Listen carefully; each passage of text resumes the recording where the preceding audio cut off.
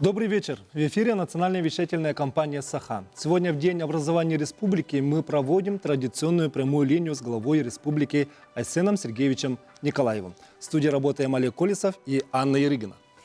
Ежегодно в этот знаменательный день мы сверяем часы, подводим итоги и намечаем планы. Это своеобразный отчет перед теми, кто создавал республику, и теми, кто творит настоящее будущее нашей малой Родины.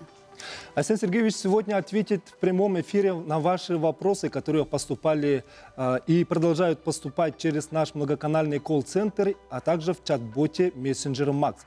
У каждого есть уникальная возможность задать вопрос Ильдархану, высказать мнение и быть причастным к решению актуальной задачи. Мы видим, как активно поступают звонки и сообщения. География вопросов обширна, от Якутска до самых отдаленных наслегов. Это говорит о том, насколько важен этот разговор для всех нас. Айсен Сергеевич, здравствуйте и с праздником вас. Айсен Сергеевич, во время эфира постараемся охватить все важные вопросы от жителей. И подсчет и статистику обращений ведет наш колл-центр. Давайте обратимся к ним. Аржена, вам слово. Добрый вечер, коллеги. Прием вопросов на прямую линию стартовал 17 апреля. По информации Центра управления регионом Якутии, на текущий момент поступило 914 вопросов от жителей республики. Если говорить о темах, то, как показывает статистика, больше всего якутян волнуют дороги и транспорт, строительство жилья, благоустройство, ЖКХ и газификация, а также оказание социальной помощи. При этом вопросы поступили без исключения из всех районных и городских округов Якутии. Однако самыми активными стали традиционно жители столицы. Следом за Якутском следуют Мирнинский, Алданский, Ленский, Нюрнбергский и Усть-Майский районы. Участие в прямой линии принимают члены правительства республики. Все вопросы сразу направляются в работу. Хотя эфир уже начался, телерадиослушатели все еще могут обратиться к главе Якутии. Для этого есть два способа. Во-первых, можно написать вопросы в чат-бот в мессенджере Макс. Во-вторых, можно позвонить к нам в колл-центр по номеру 506-006. Вопросы принимаются сразу на двух языках – русском и якутском. Самые актуальные из них прозвучат в прямом эфире. Студия. Спасибо большое. Айсен Сергеевич, еще раз здравствуйте. Сегодня Якутия отмечает День Республики, важную дату для всех якутян. Какие результаты на сегодня вы считаете особенно значимыми и что вы хотели пожелать ее жителям? Добрый вечер, дорогие друзья. Конечно, во-первых, всех поздравляю с Днем нашей Республики. 104 года назад была получена автономия. И мы сегодня отдаем дань памяти выдающимся сыновьям нашего народа Максиму Кировичу Амосову, Платону Алексеевичу Аюнскому, Исидору Никифоровичу Барахову, их сподвижникам, которые в то далеко непростое время, в годы гражданской войны, смогли доказать необходимость автономии для отдаленной тогда Якутской губернии. И с тех пор Якутия пошла по пути уже обретения государственности в составе Российской Федерации. Сегодня мы отдаем должное, конечно же, и нашему первому президенту Михаилу Ефимовичу Николаеву, его сподвижникам, которые ровно через 70 лет, 27 апреля 1992 года уже приняли Конституцию Республики Саха-Якутия, которая подтвердила незыблемость места Якутии в составе России. И благодаря тем решениям вот сегодня республика уверенно идет вперед.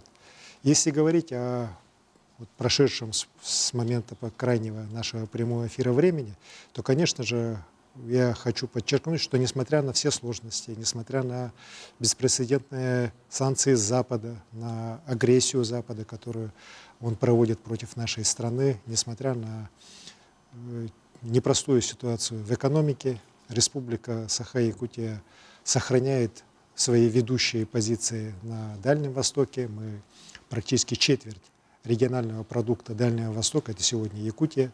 Он уже у нас превысил 2 триллиона 600 миллиардов рублей. Мы уверенно занимаем первое место не только в России, но и в мире по добыче алмазов. Мы впервые вышли на первое место по добыче серебра, на второе место по добыче угля, по добыче золота. Занимаем 5-е места по добыче нефти и газа. И это, конечно, позволяет нам, несмотря на все сложности, исполнять практически все свои социальные обязательства, позволяет строить объекты, строить дороги, социальные объекты, строить жилье для наших жителей и вкладываться в образование, в здравоохранение, в культуру. Самое главное, что мы видим, что несмотря на все сложности, все-таки мы сохраняем свои лидирующие такие позиции в демографии на Дальнем Востоке, растет продолжительность жизни. Это все вселяет в нас уверенность, что и дальше Якутия будет идти как один из таких, знаете, центров для всей нашей великой страны, идти вперед, что и делать все, чтобы людям в Якутии жилось лучше. Александр Сергеевич, с 2022 года каждую прямую линию мы начинаем с обращения от наших земляков из зоны специальной военной операции. И знаем, какое большое внимание республика уделяет этой работе. И сегодня тоже у нас есть видеообращение от наших бойцов. Смотрим. Уважаемый Александр Сергеевич, жители нашей родной, любимой Якутии, поздравляем вас с замечательным праздником, с Днем Республики. Мы, бойцы отряда Барс-2 «Болтур», каждый день на передовой ощущаем вашу заботу и поддержку. И мы хотим выразить слова благодарности всем жителям нашей родной республики. Ваша забота, она позволяет нам приближать победу, а мы знаем, что победа будет за нами. Вастаулла Хайсен Сергеевич, онда сахасарин улақтақтырғар республикавик күнінен батырдартан Урай! Айхал! Урай! Айхал! Урай! Айхал! Айхал! Айхал! Спасибо большое, ребята. Главное, чтобы вы быстрее с победой, живые и здоровые вернулись домой. Мы вас все ждем. Конечно же, все эти годы республика помогала и помогает нашим бойцам, и не только добровольческому отряду «Болтур», но и всем нашим ребятам, которые служат в воинских частях в вооруженных силах Российской Федерации.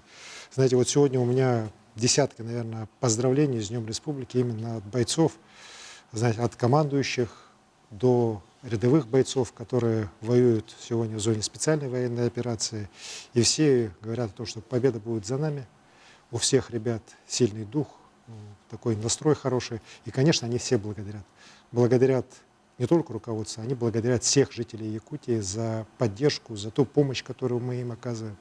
Это и оборудование, это и техника, это и беспилотники, это и гуманитарная помощь, которая регулярно идет туда. Это тысячи и тысячи адресных посылок. Конечно бы я сегодня отметил и хорошую работу наших опорных пунктов. Это, наверное, лучшая практика Российской Федерации, когда прямо там, на новых территориях, мы через опорные пункты уже доставляем помощь. И уже не только доставляем помощь, но и помогаем в ремонте техники для наших вооруженных сил. Много что делаем для того, чтобы быстрее пришла к нам победа.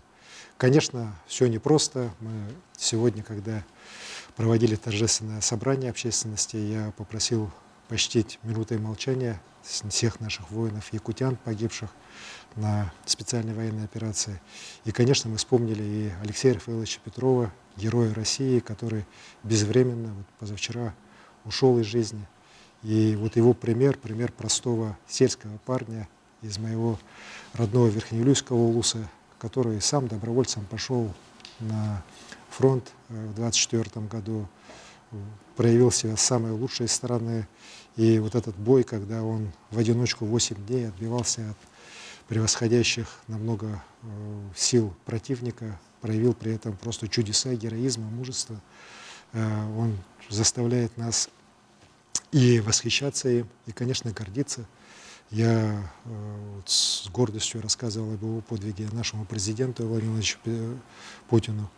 И уверен, что именно вот такие ребята, как вот Алексей Петров, как многие другие сотни наших бойцов, они как раз сегодня и позволяют нашему верховному главнокомандующему, нашему президенту говорить о нас, о якутянах, именно как о тех бойцах, которых в мире поискать и лучше которых, наверное, в мире нет. Тогда как раз он, отвечая на ваш вопрос, на прямой линии в декабре, он как раз про это сказал. И уверен, что и наши бойцы и дальше будут, так же, как и их деды, прадеды, защищать Родину И, конечно, мы все верим в то, что вот общими усилиями мы решим главную задачу, которая стоит не только перед нами, она стоит перед всей страной. Мы обязательно добьемся победы.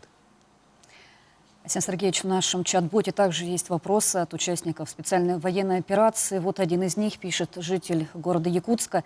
Зачитаю. Здравствуйте, я принимал участие в специальной военной операции в добровольческом формировании БАРС. В результате ранения потерял ногу. В данный момент инвалид 2-й группы. Живу на 8-м этаже. Очень тяжело и неудобно выходить на улицу. Прошу помочь с установкой пандуса и дополнительных перил до лестницы, до конца лестницы, а также сделать ниже пороги у подъездных дверей. Ну вот вопросы, скорее даже просьбы, наверное. Спасибо. Мы обязательно должны, знаете, заботиться о наших бойцах, не только о тех, кто вот сегодня на фронте находится, но и, конечно же, о членах их семей и о тех из них, кто вернулся к мирной жизни, и особое внимание тем, кто сегодня получил тяжелые ранения. И вот как раз тот вопрос, который вы подняли, я уверен, что филиал фонда «Защитника Отечества» сейчас нас смотрит, и Алексей Иванович Александров обязательно возьмет это на контроль. Сделаем все, что можно. Вот технически, если можно там сделать в этом доме как раз то, что вы говорите, и пандус, и снизить пороги и так далее, то я уверен, что мы все это сделаем. Здесь и городская администрация, я уверен, что в стороне стоять не будет. Мы на эту тему с ней говорили, и с руководством города постоянно общаемся именно по этим вопросам. Уверен, что мы будем помогать и в этом случае, и во всех других вопросах. Сегодня вот президент страны ставит такую задачу, я ставлю здесь у нас в республику такую задачу, чтобы каждый боец, вернувшийся с фронта, он был окружен заботой не на словах, а на деле. И в организации переобучения, в организации устройства на работу, в организации каких-то выплат. К сожалению, я вот порой встречаюсь с случаями, когда ребята, вернувшиеся с фронта, просто даже не знают, какие меры помощи положены. А ведь у нас вот даже в нашей республике, если объединить, мы вот недавно считали муниципальные, региональные и федеральные меры помощи, у нас их 117. Вот. Ну и, конечно, вот порой бывает так, что ребята даже не знают то, что им полагается. Ну и здесь вот очень большое, я уверен, значение имеет хорошая работа фонда «Защитники Отечества». Я считаю, что в республике у нас она неплохо работает. Уже свыше 60 работников постоянных, вот таких координаторов фонда. Из них 25 в городе Якутске. И уверен, что, вот еще раз говорю, и этот случай, и другие случаи они будут рассматривать очень близко к сердцу и делать все, чтобы помочь нашим ребятам.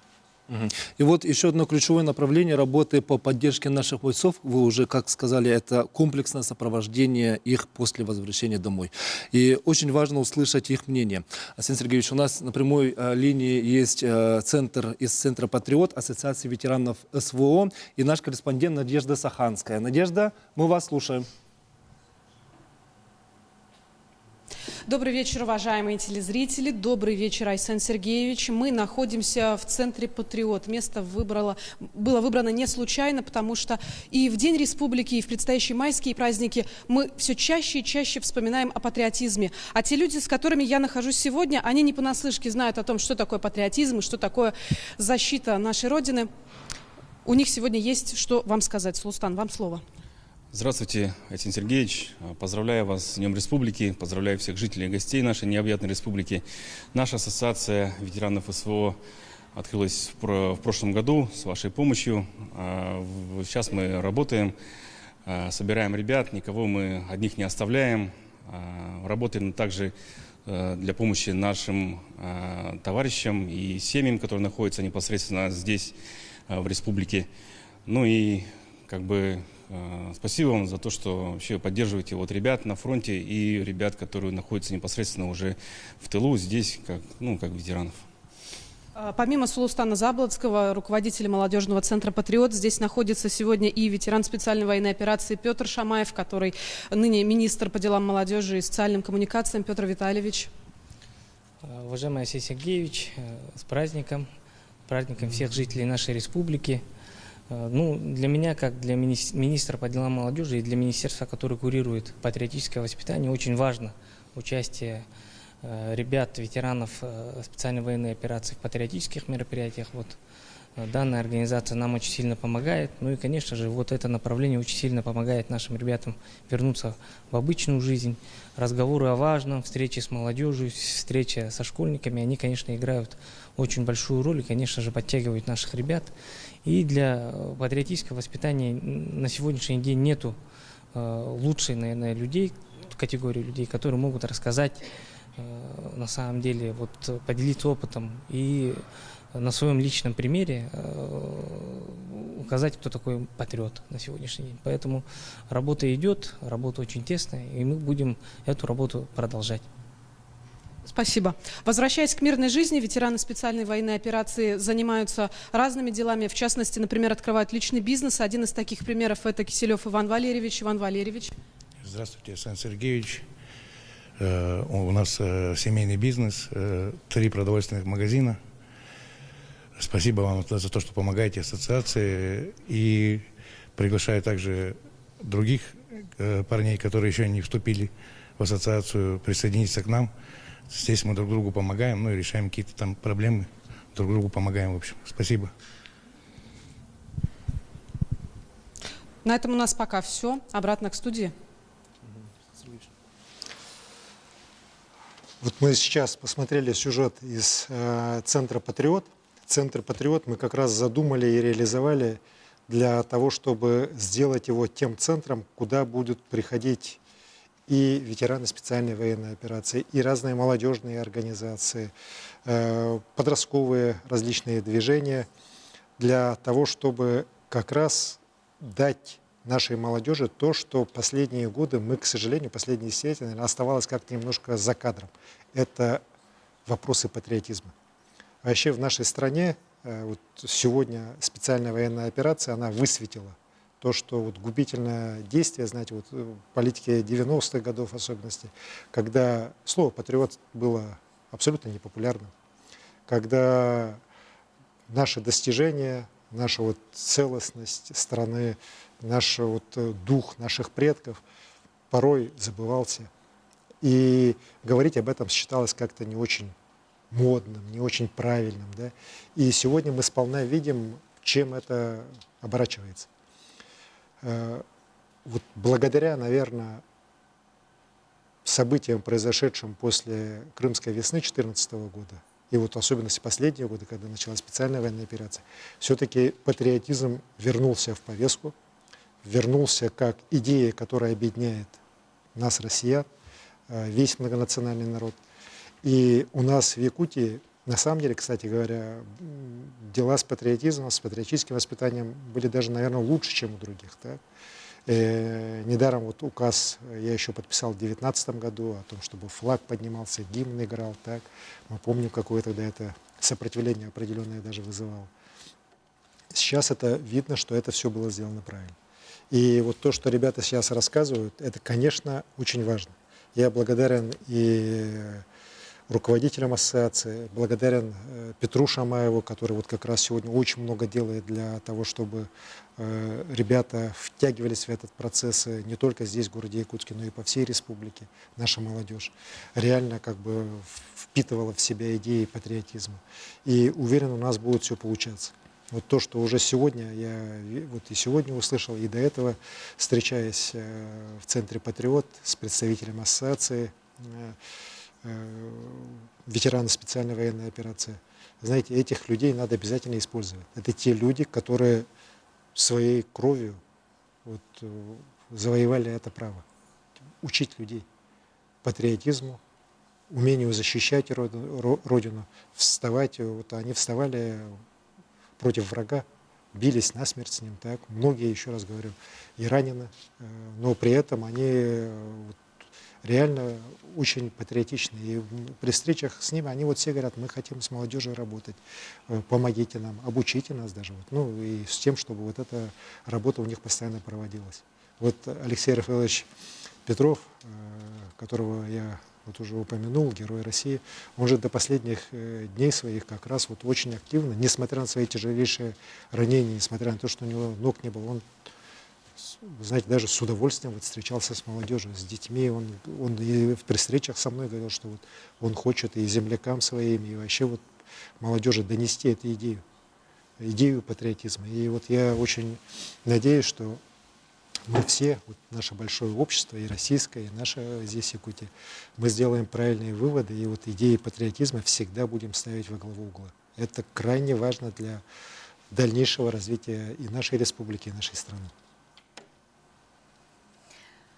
Спасибо, Арсений Сергеевич. К нам поступает множество звонков, причем с самых разных уголков республики. Напоминаю, во время эфира свой вопрос Илдархану можно задать по телефону 506-006. У нас на проводе первый звонок из города Томот, Алданского района. Добрый вечер, вы в эфире. Говорите. Алло. Алло. Слушаем. Говорите. Сейчас, все, говорите? Да-да-да, задавайте вопрос, мы вас слушаем. Арсен Сергеевич, здравствуйте. Здравствуйте. Я Щевелев Александр Алексеевич, проживаю в Томоте. Я пенсионер, у меня диабет. Выписывают льготные лекарства. В прошлом году, были задержки. У нас снова перебои с льготными лекарствами. 4-й месяц не могу получить то, что врач выписывал. Скажите, пожалуйста, когда и в нашем районе наконец наладят бесперебойную выдачу льготных лекарств? Мы, пенсионеры, очень надеемся на вас. Спасибо, Александр Алексеевич, Спасибо. за вопрос. Знаете, вот эта проблема, она есть у нас. И она была очень острая в прошлом году, помните, я помню, вот на прямой линии тоже мне задавали, когда не хватало лекарств, и реально люди месяцами не могли получить льготные лекарства. В этом году, памятуя вот проблемы прошлого года, у нас в 2 раза увеличено финансирование по льготному лекарственному обеспечению. Если в прошлом году было 1 900 000 000, то в этом году уже 3 800 000 000 предусмотрено, это раз. Во-вторых, мы централизовали поставки для того, чтобы не было, знаете, вот таких перекосов, какие мы выявили в прошлом году, когда внутри одного населенного пункта цены различались, не в разы, но, по крайней мере, на десятки процентов точно в разных аптеках, при закупках. И вот сейчас централизация через Сахафармацию уже дает свои результаты. Я этот вопрос на контроле держу. Буквально вот недавно мы с прокурором республики Сергеем Николаевичем Депкиным обсуждали ряд вопросов, в том числе по лекарственному обеспечению. Он тоже делает пока выводы, что ситуация улучшается, но есть все равно вот вопросы. И вот тот вопрос, который сейчас из Томота прозвучал, он как раз про то, что не все еще у нас до конца решено. Я уверен, что Минздрав тоже сейчас примет меры, чтобы пенсионер свое лекарство от диабета получил. По диабету, в принципе, у нас там серьезных задержек быть не должно. Есть, конечно, ряд таких болезней и ряд лекарств, которые, в принципе, по стране сейчас поставляются с такими, не скажу, что с перебоем, но с опозданием. Так? Но вот болезни по диабету, эти лекарства точно в них не входят.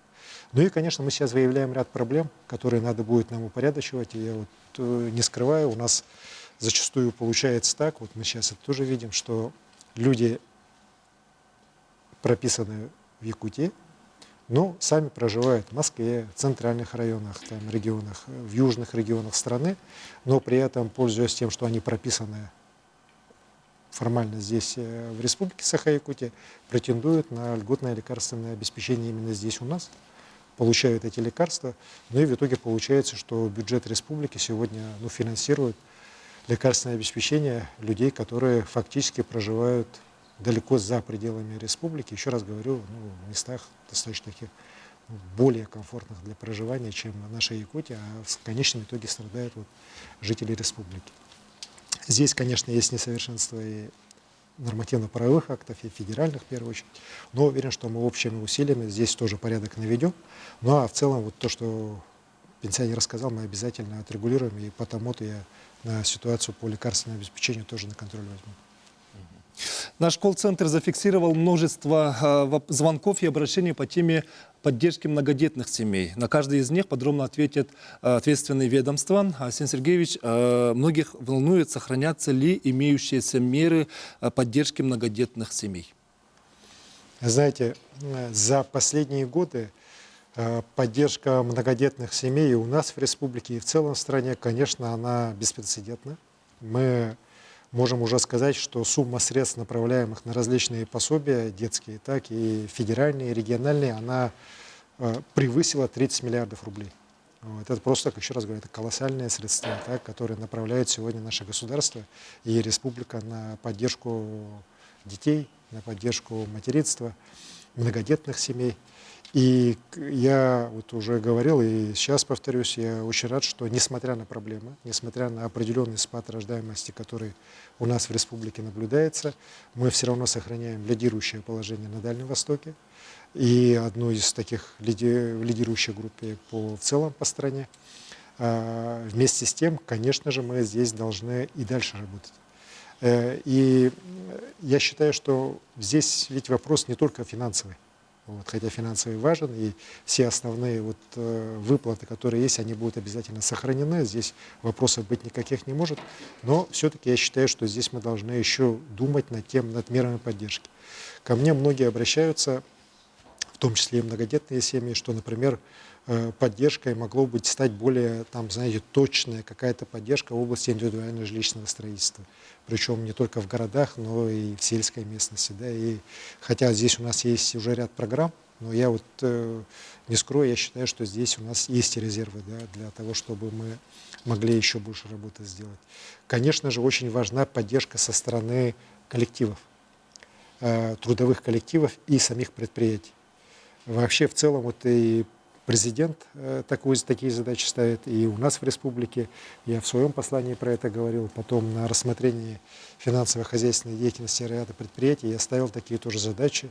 И я рад, что многие предприятия сегодня уже это слышат и начинают вводить какие-то выплаты для рождения детей в коллективах. Если в семье появляется у работника, то определенные выплаты, какие-то отгульные, вот Сахатранснефтегаз, например, Алексей Семенович Колодезиков, генеральный директор, он недавно мне докладывал, что приняли решение, что рождение ребенка 150 тысяч рублей они сразу работнику выплачивают. Так. Завтра должно состояться подписание трехстороннего соглашения между Союзом производителей Республики Саха-Якутия, между правительством Республики Саха-Якутия и Федерацией профсоюзов, где впервые как раз корпоративная часть, корпоративная ответственность бизнеса за поддержку рождения детей, за сохранение здоровья трудящихся, она будет прописана, причем вполне конкретно, целый раздел этому будет посвящен. Я очень рад, что это в ходе достаточно таких долгих переговоров удалось добиться, и уверен, что это реально будет уже служить, в том числе и стимулом для того, чтобы и в трудовых коллективах, предприятиях уже как раз помогали тем, в чьих семьях сегодня рождаются дети. Дети – это наше будущее, это не просто слова, это как раз сегодня крайне такая важная, наверное, наиважнейшая государственная задача. Алексей Сергеевич, к прямой линии активно подключаются все районы республики. Предлагаю принять еще один звонок. Здравствуйте, мы вас слушаем. Говорите.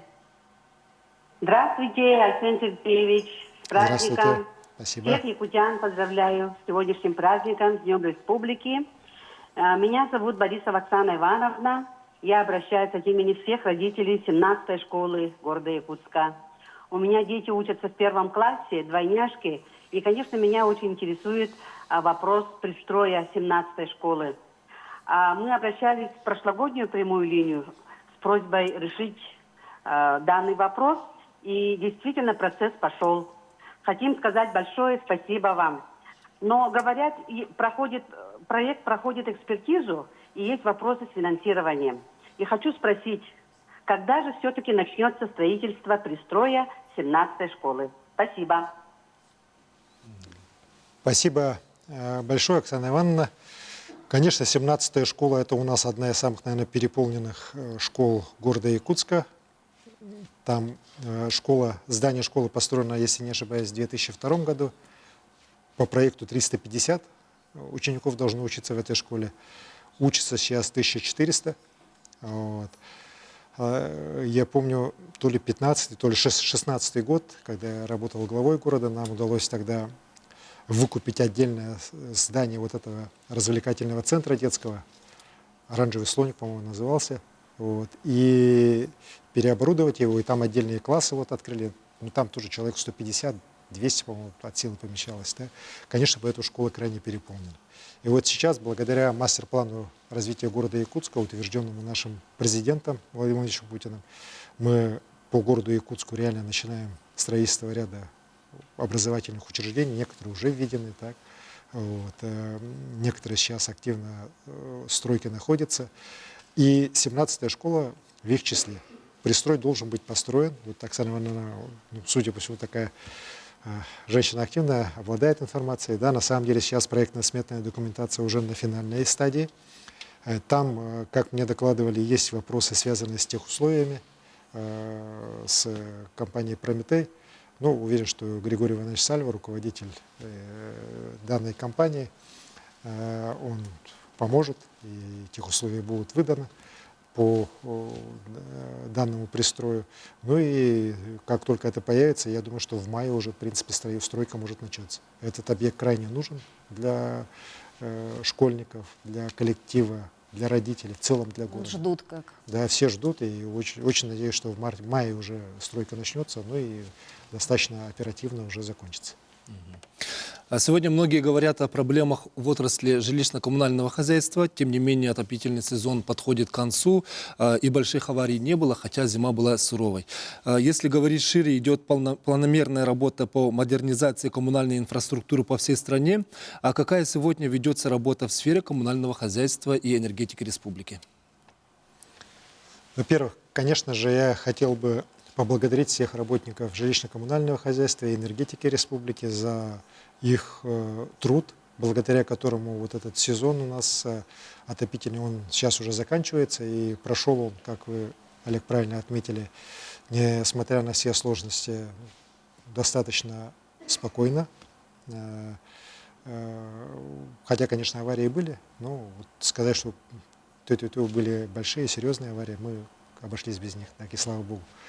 При этом, конечно же, большая работа сегодня идет по развитию в целом и энергетики, и коммунального хозяйства. Многие это не видят, больше читаем мы все про проблемы, также ЖКХ и энергетики, я на них попозже остановлюсь. Но вот одно то, что сегодня на территории республики мы строим электростанции почти мощностью на 2 гигаватт. Это более половины того, что сегодня у нас работает энергомощностей. Так. Это и крупнейшая Нерюнгринская ГРЭС, вторая очередь, это и Новоленская ТЭЦ, это и Южно-Якутская ГРЭС, это вторая очередь Якутская ГРЭС-2, это и атомная станция малой мощности в Усьянском районе, это и солнечные гибридные станции на северах. Перечислять можно много. За эти годы построено свыше 100 новых котельных. Сейчас мы в этом году должны вводить 4 крупные котельные, причем одна из них очень большая, это в Барагонцах, Запад, котельная называется.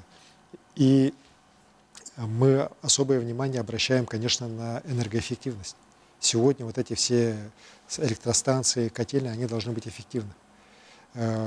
Уверен, что и в дальнейшем и энергетики, и коммунальщики республики будут руководствоваться своей работе и увеличением мощностей, повышением качества тех услуг, которые они населению и предприятиям оказывают. Ну и, конечно, вопрос очень серьезный, это тарифный. Так? Мы здесь стоим на стороне населения, стоим на стороне наших предприятий. Тарифы в Якутии нельзя бесконечно повышать. То, что сегодня происходит в Арктической зоне, где у энергетиков тарифы по соцобъектам, например, на этот год 70 рублей за киловатт, я считаю, что это абсолютно неправильные подходы.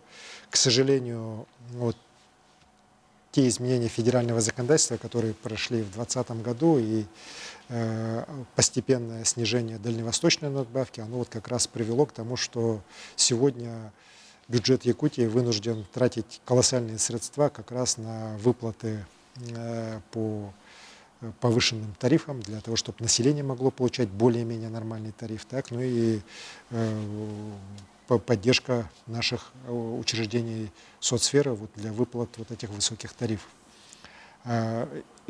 Конечно же, есть проблемы из-за этого с субсидиями организации коммунального комплекса. Особенности они были очевидны в 2025 году и в 2024 году, когда был накоплен большой такой долг перед энергетиками, перед коммунальщиками. Бюджет этого года в целом, я считаю, он более-менее по субсидиям сверстан уже близко к оптимальному, хотя с небольшим дефицитом, но уверен, что в течение этого года этот дефицит будет преодолен. Ну а вот то, что касается задолженности, мы здесь по энергетикам подписано у нас двухлетнее соглашение по закрытию этих долгов. По ЖКХ мы еще до конца не получили окончательный вариант реструктуризации коммунального хозяйства. Я уверен, что, хотя многие говорят, что надо только заплатить долги, а дальше пусть работают как раньше работали, здесь я категорически не согласен, мы все-таки должны реформу серьезную жилищно-коммунального хозяйства делать. Вот. В первую очередь это касается ГУП ЖКХ. Меня здесь поддерживает и абсолютное большинство глав муниципальных районов, с которыми я говорю. Правительство, конечно, согласно, но, как говорится, все-таки последний шаг сделать всегда сложнее. Да, вот они немножко так еще думают, но я думаю, что время раздумий уже прошло, надо сейчас конкретно решать и конкретные определенные шаги делать для того, чтобы жилищно-коммунальное хозяйство мы привели в нормальное состояние и с тем, чтобы в дальнейшем оно без срывов, без серьезных проблем обеспечивало как раз всех якутян необходимыми услугами на хорошем уровне. Арсений Сергеевич, не могу не коснуться вопроса о задержке заработной платы сотрудников ГУП ЖКХ. На сегодня какая ситуация? Да, эта проблема есть. Задолженность была достаточно высокая, свыше миллиарда рублей. Сейчас она около 600 миллионов рублей, 640 миллионов, если не ошибаюсь. Как раз вот в эти дни я смотрел статистику. Мы с руководством правительства, с Министерством ЖКХ и, конечно, с руководством ГУП ЖКХ будем принимать меры для того, чтобы эта задолженность была в кратчайшие сроки все-таки ликвидирована. Я вот тут вижу, что достаточно много вопросов разных идет, в том числе и по кадровым решениям просят. Да? Ну, если бы кадровыми решениями можно было быстро эту проблему решить, мы бы их уже приняли. Там, еще раз говорю, проблема гораздо глубже. И, безусловно, этой проблемой в первую очередь правительство должно серьезно заняться и выработать тот план, который надо будет потом, несмотря на все сложности, нам решать. Вместе с парламентом республики, вместе с главами муниципальных образований и, конечно, с предприятиями коммунального комплекса. Спасибо, Арсений Сергеевич. Напомню, дозвониться до прямого эфира, задать свой вопрос о главе Якутии можно по телефону 506-006. Также отправить сообщение в чат-бот можно по мессенджеру Макс, на который поступил видео-вопрос на одну из злободневных тем из Якутска. Конец апреля принес сезонные проблемы. Посмотрим. Сейчас приехала постоянная биржа проблема бар. Bu Utkina 8G Лухомба Тухка бар. Кол бар. Киятан бар баттаны хаяваттаны оғылар, гаражайныннар, тухтар, кейлер атан бар баттар. Мен аппотту атығын год мұна местерін. 2 километрінен бір автобус кет ері. Мұна Арсений Сергеевич, пожалуйста, камилыхын. Спасибо. Юный горожанин, молодой горожанин как бы тут высказал свои претензии по части состояния улицы по улице Уткина, где мы видим огромная лужа. Ну, к сожалению, по весне у нас в городе это частое явление, так, если в центре уже сейчас сухо, и сегодня тысячи горожан уже в центре города отдыхали в День Республики, то по окраинам, и даже далеко не по окраинам, ну, Уткина-то это точно не окраина, да, это почти центр. Уже ближе к центру. Вот такие вещи наблюдаются. Но уверен, что Евгений Николаевич Григорьев смотрит эфир и меры примет, даст поручение своим службам, чтобы такие рукотворные, скажем так, или природой образованные уже лужи быстрее убирались. И, конечно, несмотря на все проблемы, таких луж якутских на улицах не должно быть. И еще один звонок на актуальную тему уже сейчас из поселка Тикси. Слушаем вас. Алло. Алло, вы в эфире. Здравствуйте, Арсений Сергеевич. Здравствуйте, Арсений Сергеевич. Здравствуйте. Меня зовут Кристина Николаевна Сафронова. Звоню вам из Тикси. Меня, как мать 3 детей, очень беспокоит то, что у нас в Арктике в этом году отменили все субсидированные билеты до Якутска и обратно. Раньше хоть как-то можно было слетать в больницу или детей в школу собрать, а сейчас билет в одну сторону стоит больше 50 тысяч. Для нашей семьи это просто нереально. Когда вернут субсидии на арктические рейсы? Даже когда они были, мы их не видели. Такое чувство, что авиакассы продают их только своим. У меня все. Спасибо. Спасибо. Спасибо большое за вопрос. Знаете, это очень злободневный вопрос. Вот, мне постоянно пишут, во-первых, про это люди, прямо из арктических районов, и знакомые, и незнакомые. Мы мониторим через партийные организации, через Единую Россию. Тоже вот мы на форумах постоянно эту обратную связь имеем именно по субсидированным билетам. Буквально вот сегодня я разговаривал и с главным федеральным инспектором, и с прокурором республики, которые тоже по итогам своих поездок в арктические районы сегодня особо выделяют эту проблему. Мы помним, что в прошлом году такое поручение правительству было, но, к сожалению, они с ним не справились. Вот. И сейчас, несмотря на все сложности, вопрос по субсидированию билетов арктических надо решать. При этом, какие есть моменты, о которых мне правительство говорит, ну и которые я поручил им решить. Есть случаи, когда, когда были субсидированные билеты, кстати говоря, телезрительница, задавая вопрос, про это косвенно сказала, что даже когда они были, мы их не видели, да, хотя там свыше $500 миллиарда рублей каждый год выделялось из бюджета на субсидирование билетов. Но мы видим, какая картина по некоторым районам, что многие летают, некоторые, точнее, летают много раз, а некоторые вообще ни разу. Так? Это вот самая серьезная проблема, о которой мне говорят. Есть случаи, когда просто есть злоупотребление как раз по субсидированным билетам. Но это не повод для того, чтобы их вообще отменять и их вообще убирать из повестки. Я наоборот считаю, что правительству надо сделать более, может быть, жесткий порядок выделения этих субсидированных билетов, чтобы ограничить количество поездок в течение года, ограничить количество лиц. В первую очередь, конечно, должны летать люди, которые постоянно проживают в арктической зоне, так, а не те, кто там в командировке летает. Да? И, может быть, и количество билетов, все-таки немножко квотировать их, да, на каждый рейс, там, например, по 6, по 7 билетов выдавать. Но это нужно делать. И вот Кирилл Евгеньевич Бычков, представитель правительства, при последней нашей, когда мы рассматривали вопрос, он получил какое поручение, что в течение мая месяца все нормативно-правовые акты должны быть на уровне правительства приняты, все порядки внутри министерств, Министерства транспорта в первую очередь и Минфина должны быть тоже приняты, и не позже, чем 1 июня по субсидированным билетам люди должны начать летать в арктические районы. Вот. Это уже такой, еще раз говорю, разговор был достаточно такой конкретный, поэтому очень надеюсь, я даже уверен в том, что это решение точно будет выполнено. Там уже никаких вопросов, что там бюджет не позволяет и так далее, не пойдет. Там суммы мы проговорили, примерно откуда, как передвигать тоже понятно, и решение это должно быть в обязательном порядке исполнено. Арсений Сергеевич, мы работаем в прямом эфире около часа и предлагаю подвести итоги. Колл-центр, вам слово. Ержена, мы вас слушаем. В нашем колл-центре кипит работа. Операторы, находящиеся за моей спиной, не дадут соврать. К концу первого часа прямой линии к нам поступило более 1200 обращений. Напомню, что мы продолжаем их принимать. Чтобы задать вопрос главе Якутии, достаточно позвонить по номеру 506-006. А также можно сформировать запрос в национальном мессенджере МАКС. Чат-бот так и называется «Вопрос главе Якутии». Кстати, сообщения принимаются не только в текстовом, но и в видео и аудио форматах. Студия, слово вам. Большое спасибо. Арсений Сергеевич, якутяне, как всегда, проявляет активный интерес, интересуют самые разные стороны жизни республики. И не секрет, что нам удается решать любые вопросы сообща, сильны сплоченностью и единством.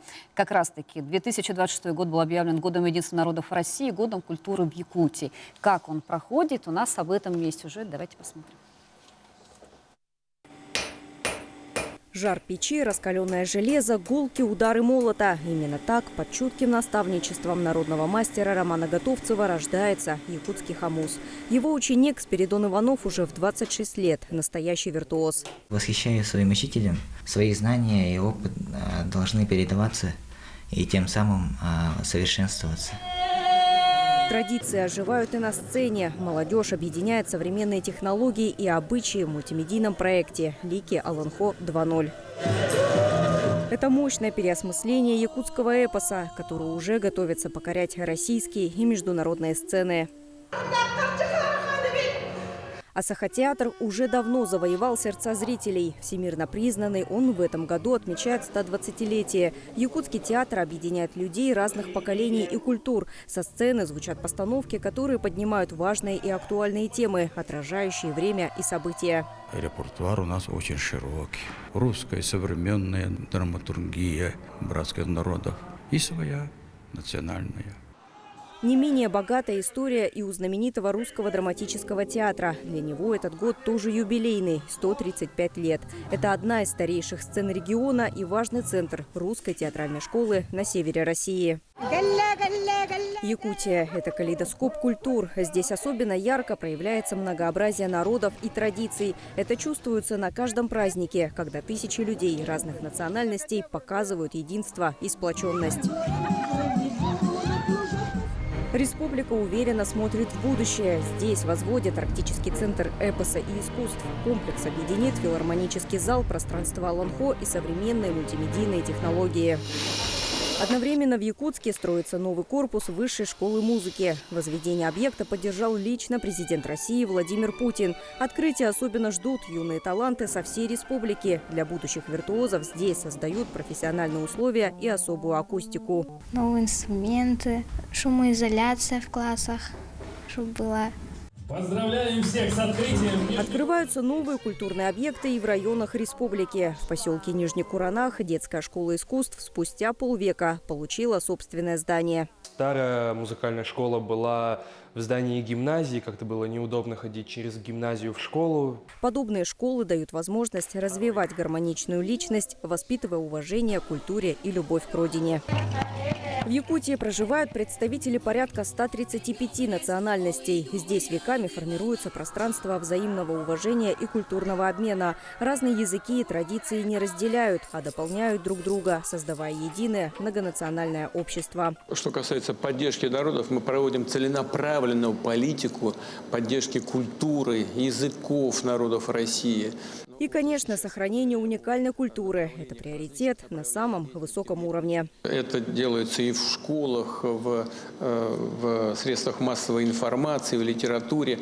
Объявленный президентом страны Год единства народов России созвучен решению главы региона Айсена Николаева объявить в республике 2026 годом культуры. Две инициативы, объединенные общей идеей. Якутия доказывает, традиции – это фундамент будущего. Впереди новые открытия, новые проекты и, конечно, еще больше ярких культурных событий, которые укрепляют единство и сохраняют бесценное богатство многонациональной России. С Днем Республики Саха-Якутия!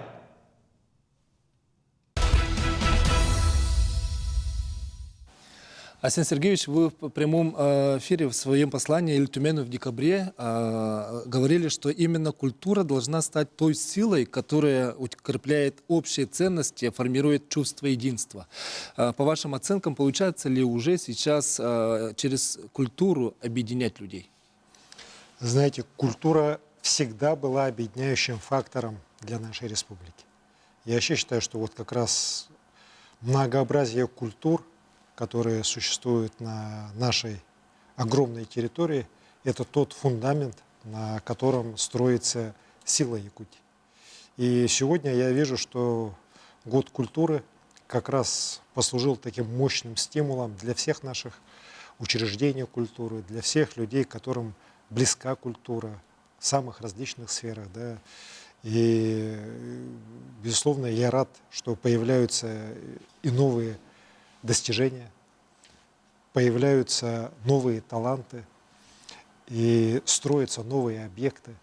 Вот сейчас только вот в коротком ролике вы посмотрели как раз и наша вот вершина, да, это вот Артийский центр эпоса, это и высшая школа музыки, да, которые станут флагманами культуры не только для Якутии, но уверен, что и далеко за ее пределами, потому что сегодня уже очень много людей ждет, когда вот эти объекты заработают, и Якутия сегодня, уже являясь центром развития культуры, наверное, сможет еще больше укрепить вот свои позиции. Посмотрим наше кино, например. Да, мы буквально вот за последние годы сделали тоже колоссальный шаг вперед к тому, чтобы кино просто из искусства превратилось в индустрию. Посмотрим театр. В этом году у нас замечательный юбилей, 135 лет русскому театру, 120 лет Саха-театру. И оба эти наши замечательных учреждения культуры, уверен, порадуют нас в этом году новыми премьерами, новыми достижениями, хорошими, серьезными гастролями. Я очень рад за наш вот театр оперы балета. В прошлом году они реально произвели фурор. 3 золотые маски в балете. Да? Никто, наверное, раньше и не мог предполагать, что вот у нашего спектакля «Сияющий камень» будет такое прекрасное вот выступление. Вот. Это вот как бы вершина, да? Но самое главное то, что культура у нас зарождается в школах, в детских садах, в сельских домах культуры, в народных коллективах, она зарождается в наших ИСЭХах, в наших различных праздниках, в том числе и вот наших северных народов. Кстати говоря, 30 апреля мы впервые будем отмечать праздник День коренных малочисленных народов России. Да? Как раз вот я считаю, что наши северные народы вносят огромный вклад, хотя их не так много, может быть, да, но они вносят очень большой вклад в общее развитие нашей культуры и в ее культурное многообразие, в ее достижения во многих областях. Поэтому я считаю, что год культуры у нас идет хорошо, но еще раз говорю, это вот только вершина айсберга, да, а культура Якутии — это то, что было, есть и будет визитной карточкой нашей республики. Айсей Сергеевич, ну и продолжая тему Года народного единства, не так давно было анонсировано открытие филиала Национального центра «Россия» в Якутске. Каким вы видите это пространство? Это больше про культуру, образование, может быть, современные технологии или все вместе? Знаете, вот замечательный проект, который инициировал наш президент страны Владимир Ильич Путин, это создание Национального центра «Россия». Помните, что вот, на ВДНХ проходила эта большая выставка, где все регионы были представлены, в том числе наша республика, и был просто огромный, колоссальный интерес и к нашему региону, к другим совсем регионам. И многие люди говорили, что вот мы впервые увидели, какая же наша страна мощная, да, богатая, многообразная, какая у нее культура у разных регионов, какие есть достижения в экономике, вот, в образовании. И, наверное, это сподвигло нашего президента. Вот сейчас в Москве строится уже новый Национальный центр России, который будет, конечно, украшением нашей столицы, города Москвы. А во всех регионах будут создаваться как бы филиалы Национального центра. У каждого из них, причем, будет своя изюминка. Причем подход очень серьезный. Защита идет на уровне первого заместителя руководителя администрации президента Сергея Владимировича Кириенко, заместителя руководителя администрации Максима Станиславовича Орешкина. Я сам ездил, наш проект представлял, и вот в числе первых регионов мы эту защиту успешно прошли. Утвержден наш проект. Мы его должны построить вот как раз на том большом поле в центре города, рядом с Северо-Восточным федеральным университетом, вот, между Аюнского, Белинского, вот, большой огромный пустырь, который был. Вот, там уже сейчас стройка здания непосредственно уже сама началась. Вот. Но главная концепция.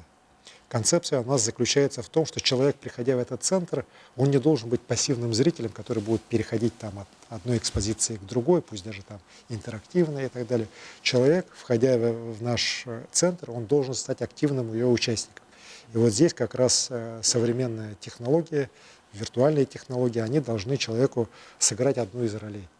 Вот, он должен быть или там ученым, или там исследователем, ну вот, может быть непосредственно охотником, например, какую-то роль выбрать, а в конце он уже должен получить фильм о том, как вот это Это невероятно, это наша изюминка получается. Это реально очень круто, это реально очень интересно. Вот, на защите вот как раз все руководители отметили, что это вот очень интересный, супер такой креативный подход. Вот, нигде он еще не реализован, но уверен, что мы сможем это сделать.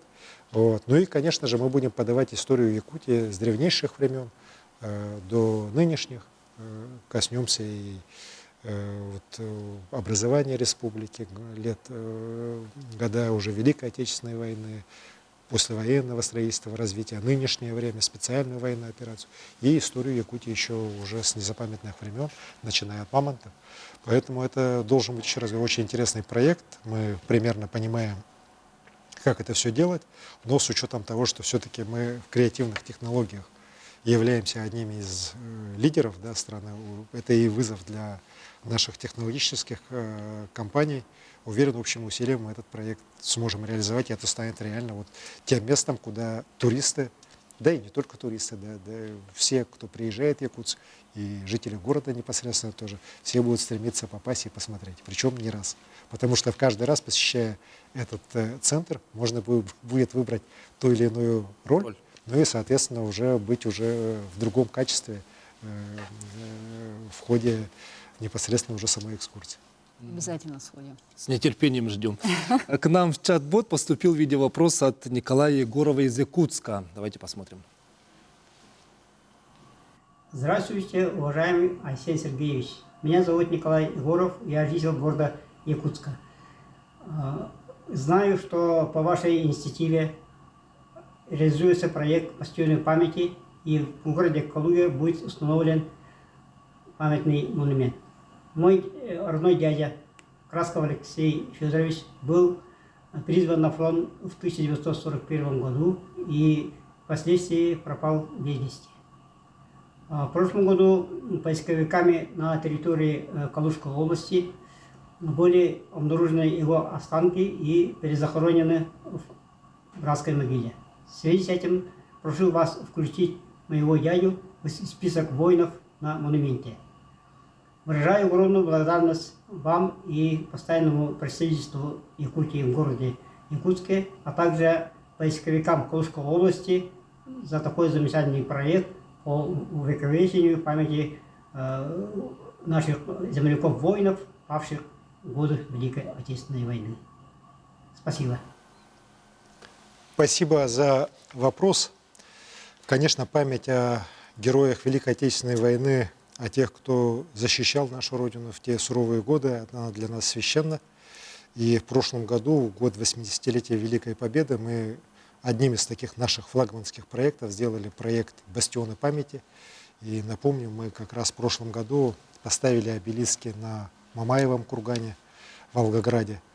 Мы поставили обелиск в Новгородской области, рядом с озером Ильмень, где было тоже кровопролитное сражение в годы Великой Отечественной войны, в которых погибли сотни наших земляков. Мы поставили в прошлом году обелиски в Смоленской области, в Гагаринском районе.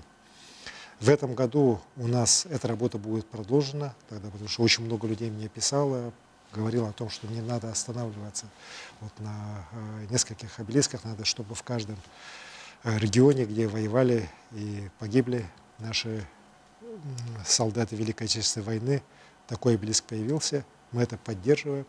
И в этом году у нас появятся обелиски обязательно в Калужской области, появится обелиск в Ростовской области, в Донецкой Народной Республике и в Республике Беларусь. По всем этим территориям уже договоренности у нас есть с руководителями регионов и с руководством Белоруссии, конкретно Гомельской области. Работы уже проводятся, и вот в Калужской области он будет открыт уже в канун Дня Победы, 7 мая. И, конечно, имя Алексея Федоровича Краскова, если не ошибаюсь, фамилию, как услышал, обязательно, конечно, я тоже попрошу, да и уверен, что и наше постоянное представительство в Москве Андрей Санович Федотов сейчас прямой эфир смотрят, обязательно возьмут на заметку, и обязательно эта фамилия появится. Потому что, вот, знаете, это такое народное движение реально. Потому что очень много людей пишет, очень много людей устанавливает места захоронения своих родственников. Многие имена возвращаются. И это очень важно, потому что, конечно, память о каждом ушедшем на войну, погибшем на войне, она, конечно, должна быть сохранена, возвращена их потомкам, в том числе вот через реализацию этого замечательного народного проекта «Бастионы памяти». Спасибо, Александр Сергеевич. У нас очередной звонок. Давайте его возьмем. Здравствуйте. Вы в прямом эфире. Ваш вопрос. Здравствуйте, Алексей Сергеевич. Меня зовут Михаил Винокуров.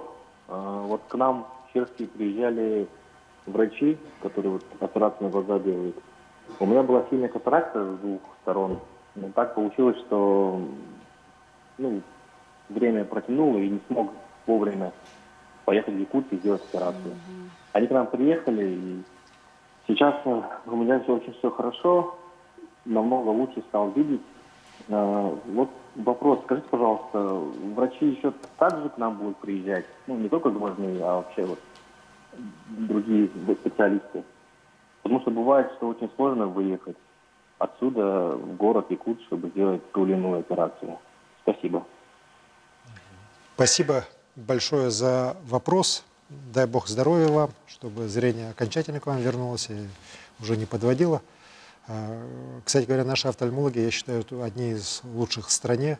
И вот уж к слову скажу, я бываю в Донецкой Народной Республике, да, хочу сказать, что, конечно, там нашу республику знают очень хорошо.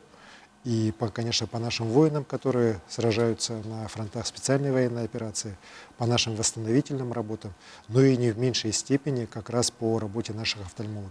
Потому что та огромная работа, которую они сделали и в Кировском, и вот сейчас в Докучаевском районе, сейчас еще и в самом Донецке непосредственно работают, она на самом деле вот, очень многим людям помогает, сотням, тысячам людей.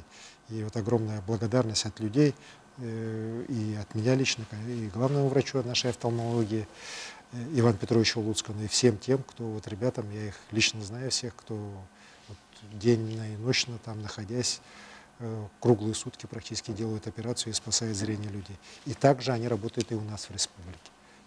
Я сам часто вот бываю в офтальмологической больнице и, опять же, встречаясь с людьми, очень хорошие, теплые отзывы последние годы именно о работе наших глазников слушаю. Что касается мобильных докторов, то эта программа у нас явно удалась. Мы ее начали уже где-то там во второй половине 2023 года. И за эти годы по программе мобильных докторов уже свыше 100 тысяч человек обследовано. Обследована вся Арктика. Причем некоторые уже по 2 раза, по 3 раза даже есть люди. Да? Кратно выросло у нас уже качество диспансеризации. В последнее время, как мне врачи говорят, они запущенных болезней в Арктике уже и не выявляют. То есть реально уже людей они ведут, и какие-то, если болезни появляются, то все-таки они уже сегодня на ранних стадиях, даже самые тяжелые болезни уже находят, и, соответственно, кратно повышаются уже шансы на окончательное выздоровление и победу над самыми тяжелыми заболеваниями. И это мы видим и по результатам, это и продолжительность жизни, это и снижение смертности, это и, вот, еще раз говорю, количество тяжелых осложнений от болезней системы кровообращения, онкологических заболеваний. И вот эта практика работы мобильных бригад, она сейчас у нас развивается. Мы сначала ее распространили вот на арктические районы, потом распространили на все труднодоступные населенные пункты нашей республики. Сейчас у нас появилась также программа, которая уже предполагает мобильную хирургическую помощь. Она уже оказывается не только в труднодоступных территориях, она оказывается уже по всей республике, когда заранее пациенты на месте с теми или иными показаниями, например, по эндопротезированию, их уже выявляют, специально готовят, проводятся анализы, подготовка к операции, а потом уже приезжает специально подготовленная бригада из Якутска и на месте в течение там нескольких дней проводят достаточно большое количество операций. От людей тоже слышу хорошие отзывы. Я вот в Нерюнгри часто бываю, очень хорошие отзывы. Так. Из других мест тоже идут положительная такая реакция. И, конечно, еще раз говорю, вот главная наша задача, чтобы здоровье людей становилось лучше. Вот. Мы это видим, кстати говоря, не только вот по качественным изменениям. Я вот еще раз статистику часто смотрю по заболеваемости, по продолжительности жизни. Но, вы знаете, есть такая сейчас методика, когда опросы населения проводятся, причем не только мы проводим, но и федеральные органы власти проводят, специализированное агентство. Вот удовлетворенность населения услугами здравоохранения в республике растет. Причем в Арктике она выросла кратно. Вот. И вообще вот с этой точки зрения наша республика последние несколько лет находится в числе 15 лучших регионов страны. Это вот единственная отрасль у нас, которая, вот, еще раз говорю, может похвастаться таким результатом. В том числе, я уверен, и за счет вот, очень неплохой, хорошей реализации проекта «Мобильные доктора». Продолжу тему здравоохранения. Вот уже 5 лет, как в Якутии реализуется объявленное вами десятилетие здравоохранения. Это хороший повод подвести промежуточные итоги, если говорить о здравоохранении в целом. Вы недавно встречались с главными врачами, обсудили результаты и планы медицинского сообщества. Скажите, реализацию каких решений вы считаете главными победами? Ну, во-первых, я поправлю. Все-таки у нас десятилетие не здравоохранения, а десятилетие здоровья. Здоровье, потому что здоровье — это не только здравоохранение, это достаточно гораздо более широкая система, начиная от здорового образа жизни, вот, ну, заканчивая уже непосредственно самой медициной. И за эти 5 лет сделано много. Самое главное наше достижение, потому что там показателей очень много, там десятки их, да, и иногда, я иногда путаюсь, да, вот. Но самое главное достижение — это то, что у нас люди стали жить дольше. У нас продолжительность жизни последние уже 3 года превышает среднероссийская продолжительность жизни. Никогда в истории такого у нас не было. Ни в советское время, ни постсоветское. Вот. Мы сейчас, безусловно, лидеры Дальнего Востока по продолжительности жизни. И еще раз говорю, у нас продолжительность жизни уже превышает среднероссийскую. Это очень хороший показатель. Мы обязательно должны его сохранять. Мы должны стремиться к тому, чтобы к 30-му году средняя продолжительность жизни у нас уже превышала 80 лет в республике. Такая задача у нас стоит, очень амбициозная, очень непростая. Напомню, что еще несколько лет назад она у нас была ниже 70 лет, 69 где-то так лет. Вот. Но при этом я поставил вот на встрече с главными врачами наших учреждений здравоохранения задачу, чтобы эта продолжительность жизни у людей была и активная, чтобы люди сохраняли активность, здравый ум, трезвую память, могли активно двигаться, так, вот то, что называют сегодня вот 3-м возрастом, да, и чтобы физическая активность была высокая. Вот. Для этого, конечно, нам надо делать большую работу, и она касается не только здравоохранения, это и социальная сфера, это и спорт. Вот, вы правильно сказали, так. Это и в целом изменение, вот, может быть, нашего менталитета. Да. У нас как-то ментально, что вот раз человеку там 70 лет, то он должен дома сидеть, никуда не выходить, ничем не интересоваться. Но сегодня, еще раз говорю, когда мы говорим о реальном увеличении продолжительности жизни и об увеличении активного такого долголетия, мы, конечно, должны создавать условия для того, чтобы человек мог себя реализовать. Вот, очень хорошая программа в этом отношении в Москве есть. Мы с Сергеем Семеновичем Собяниным на эту тему, когда встречаемся, тоже разговариваем. Очень много делается, именно делается, начиная там от градостроительства, заканчивая вот социальной сферой, для того, чтобы человек всегда ощущал себя, знаете, востребованным. Это раз. Во-вторых, чтобы человек мог и в 70 лет прийти и открыть себе какие-то другие новые таланты. И я считаю, что ничего здесь фантастического нет, надо просто этим серьезно заниматься. И я у нас в Якутии тоже прекрасные примеры знаю. Вот в Алдане я посещал клуб, да, людей старшего поколения, замечательные, и бабушки, и дедушки там, и чем только не занимаются, так, начиная от вот скандинавской ходьбы, заканчивая уже пошивом маскировочных сетей и различной одежды для наших солдат, которые находятся на специальной военной операции. Поэтому здесь и активное отношение глав местного самоуправления, министерств, ведомств, всего нашего общества позволит, я уверен, и эту далеко не простую, очень амбициозную задачу нам в республике решить. Айсен Сергеевич, снова к чат-боту. Есть множество вопросов, как обычно. Вот один из них по строительству и ремонту больниц и поликлиник. Зачитаю.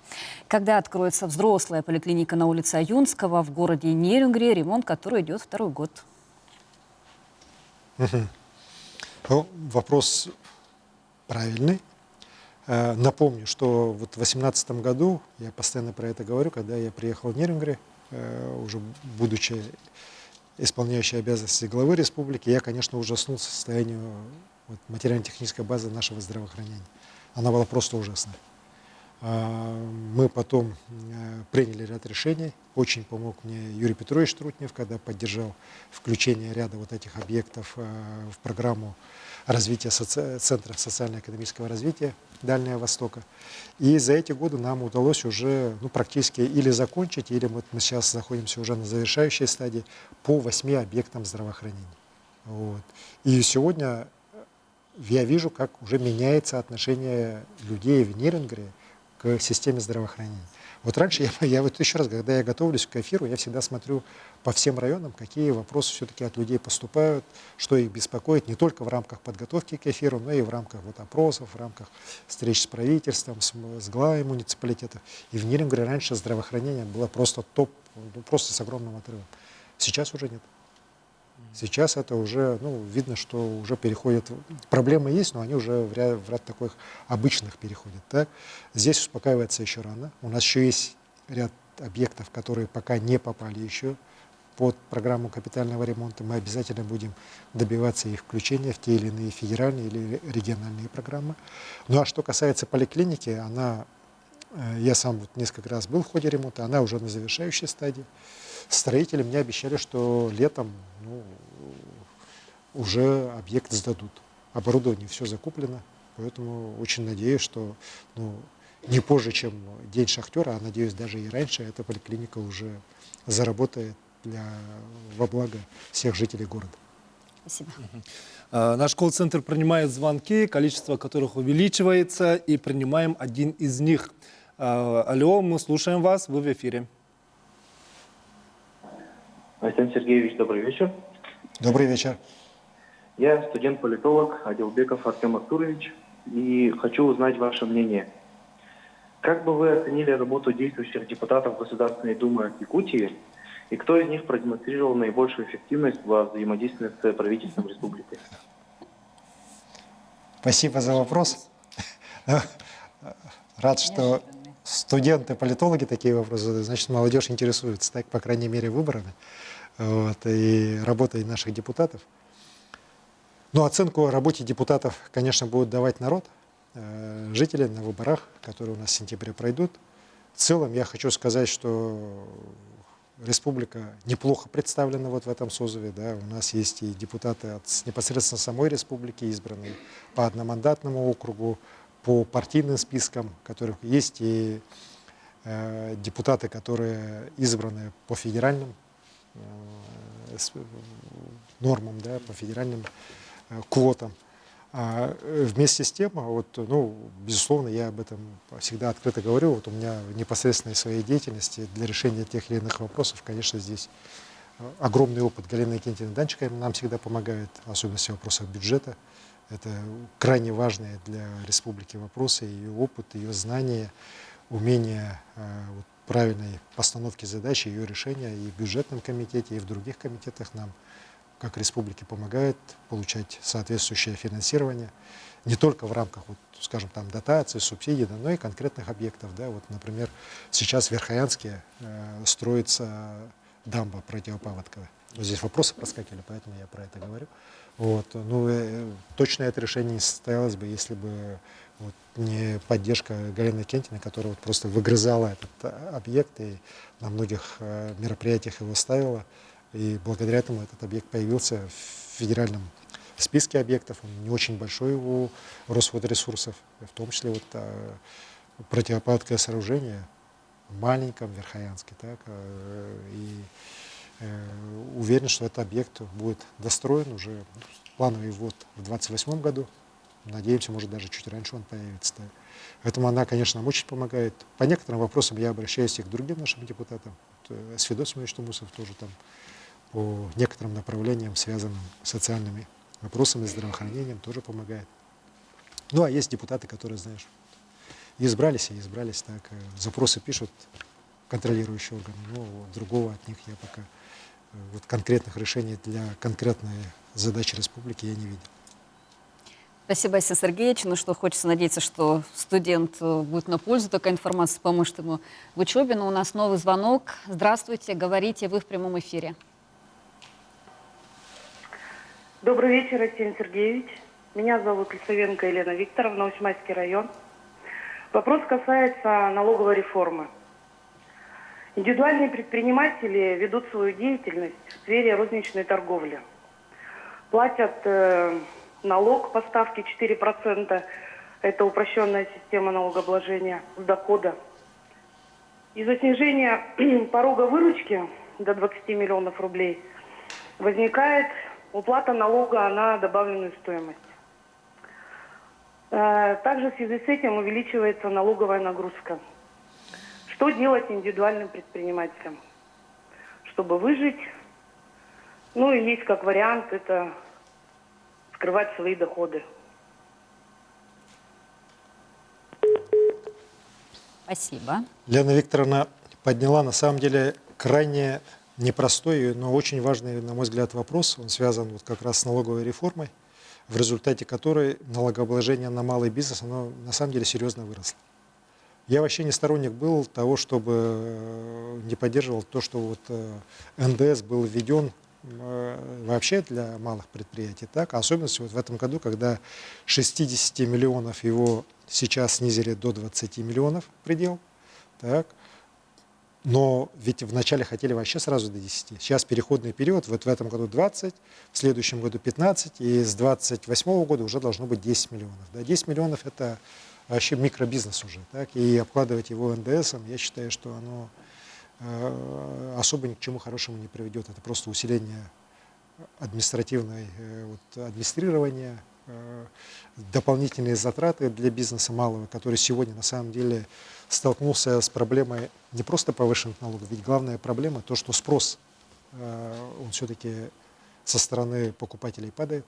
И это тоже не секрет, да, это вот и высокие процентные ставки Центрального банка, которые хотя вроде бы как снизились до 14, но я считаю, что это далеко не та ставка, которая сегодня должна быть. И, безусловно, сегодня малый бизнес испытывает колоссальное давление. Я поэтому коллегам своим и в правительстве постоянно говорю, и главам муниципалитетов особенности о том, что малый бизнес сегодня надо поддерживать, а не кошмарить, не пытаться там закрыть, ограничивать и так далее. Я часто вижу примеры, мне, поверьте, буквально каждый день пишут люди, да, после проверок различных, после ихнего ограничения тех или иных направлений. Время сейчас такое, что малый бизнес, еще раз говорю, надо поддерживать. Конечно, республика, вот часть УСН, даже если мы примем самые вот такие минимальные ставки, мы никак не компенсируем те затраты, которые бизнес сегодня понесет по НДС. Причем на НДС, и вот если в прошлом году у нас, когда был лимит 60 миллионов, и сверху то, что было, вот обкладывались НДС предприятия, у нас где-то 4,5% предприятия малого бизнеса, оно попало под этот НДС. То есть крупные предприятия малого бизнеса, скажем так. Извиняюсь за тавтологию. Да? Вот. В этом году, когда вот до 20 миллионов, по нашим подсчетам, где-то около 14% малого бизнеса уже попадает под НДС. Вот это серьезная цифра, это серьезные обороты, это серьезные, теоретически могут быть проблемы в целом для экономики, в первую очередь, муниципалитетов. И в этих условиях, еще раз говорю, если они вместо того, чтобы поддерживать малый бизнес, будут пытаться их закрыть, даже порой под какими-то благими предлогами, да, то ни к чему хорошему это не приведет. Это вот, если не ошибаюсь, Лена Викторовна, вот она в конце же сказала, на самом деле бизнес может уйти просто в тень. Да, мы помним это. Я вот сам главой города был, сколько мы боролись, да, когда там абсолютно уходили люди в наличный оборот, никаких налогов, все в черную, так, или в серые какие-то схемы, могут начать дробить бизнес. У нас, кстати говоря, сейчас в республике наблюдается такое значительное увеличение количества предприятий малого бизнеса. Вот другие могли бы сказать, ой, замечательно, у нас малого бизнеса больше становится, да, но я больше боюсь, что это дробление бизнеса. когда люди дробят бизнес для того, чтобы уйти из-под НДС, чтобы на НДС не попадать. И это, конечно, ничего хорошего в этом нет, потому что и предприниматели потом могут пострадать, когда налоговая это выявит, да? Но и в целом для экономики-то плюса от этого никакого нет. И вот поэтому здесь я вот в первую очередь обращаюсь к главам муниципальных образований, муниципальных районов, городских наших округов, поселков, городов, что не на словах, а на деле вот в это непростое время надо бизнес поддерживать, малый бизнес. Потому что это в сегодняшних условиях вот, 135 тысяч человек у нас трудятся в малом бизнесе. И любые серьезные проблемы в малом бизнесе, они, конечно же, скажутся в целом на, и не только на экономике, но в целом на состоянии всей республики. Мы этих людей должны поддерживать, помогать в это, еще раз говорю, непростое время. Спасибо. Ну что, возьмем еще один звонок. Здравствуйте, вы в прямом эфире. Говорите ваш вопрос. Здорово. Здорово. Арсений Сергеевич, эфир источили. Мен Терешкин Степан Степанович бахна хайстовын, намалуттан баттахана хелегитен тидим. Дәм сүйене жереккәмәтү хүтбә Аллах халавтым. Аһон оптаялар мактапын. Вопсе хорон моон сүйсәттән отта.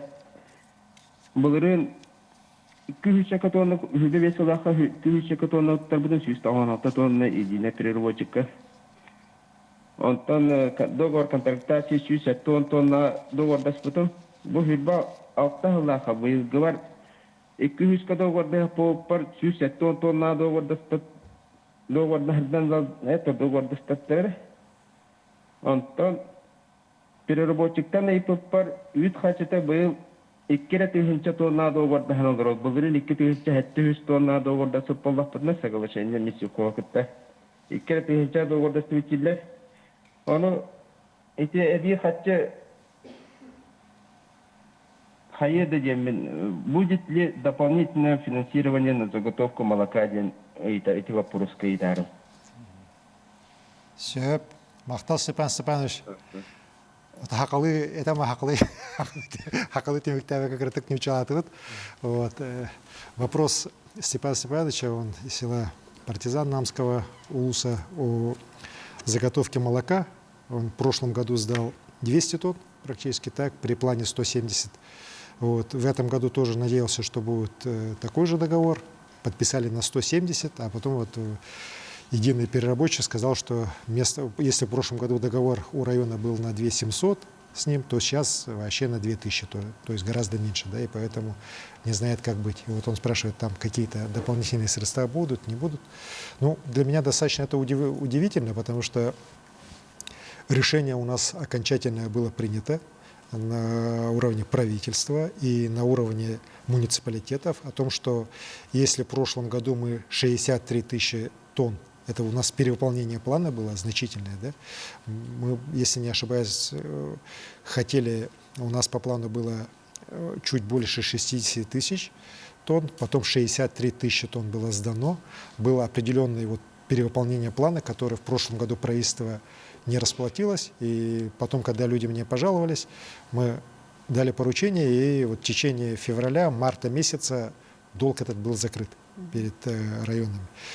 И была поставлена задача, что на этот год у нас план должен быть не меньше 63, а вообще цифра звучала 65 тысяч тонн, исходя из тех планов, которые нам были представлены районами.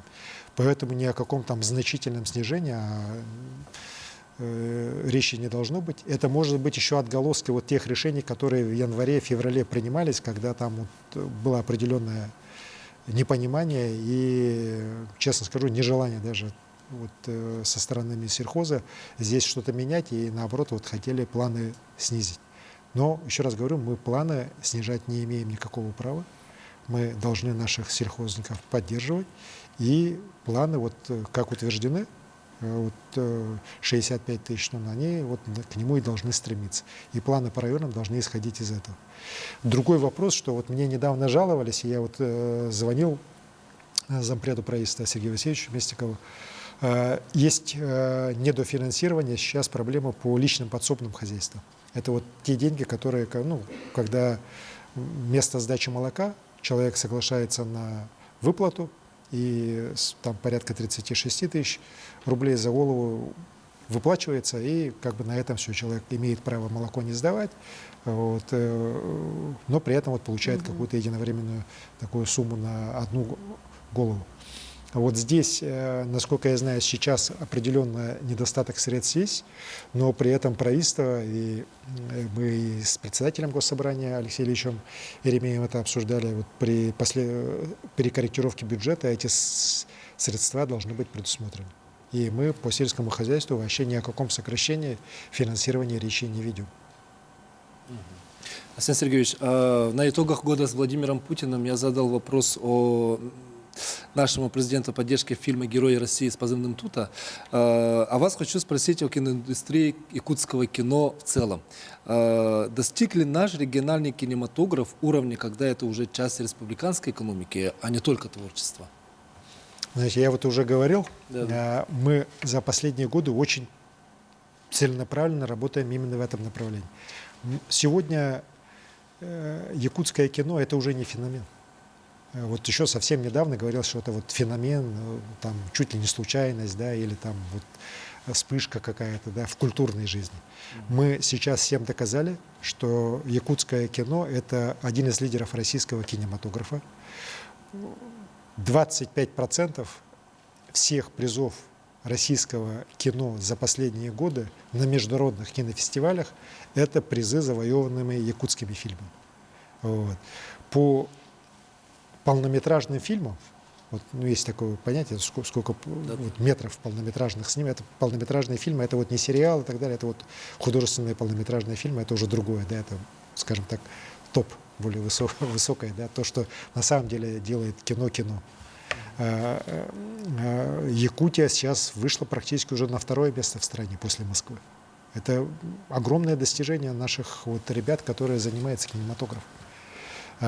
И сейчас уже, безусловно, и у них, у самих, и у меня вот есть очень серьезная такая амбиция, что мы вот из культурного явления должны это превратить уже в экономическое явление.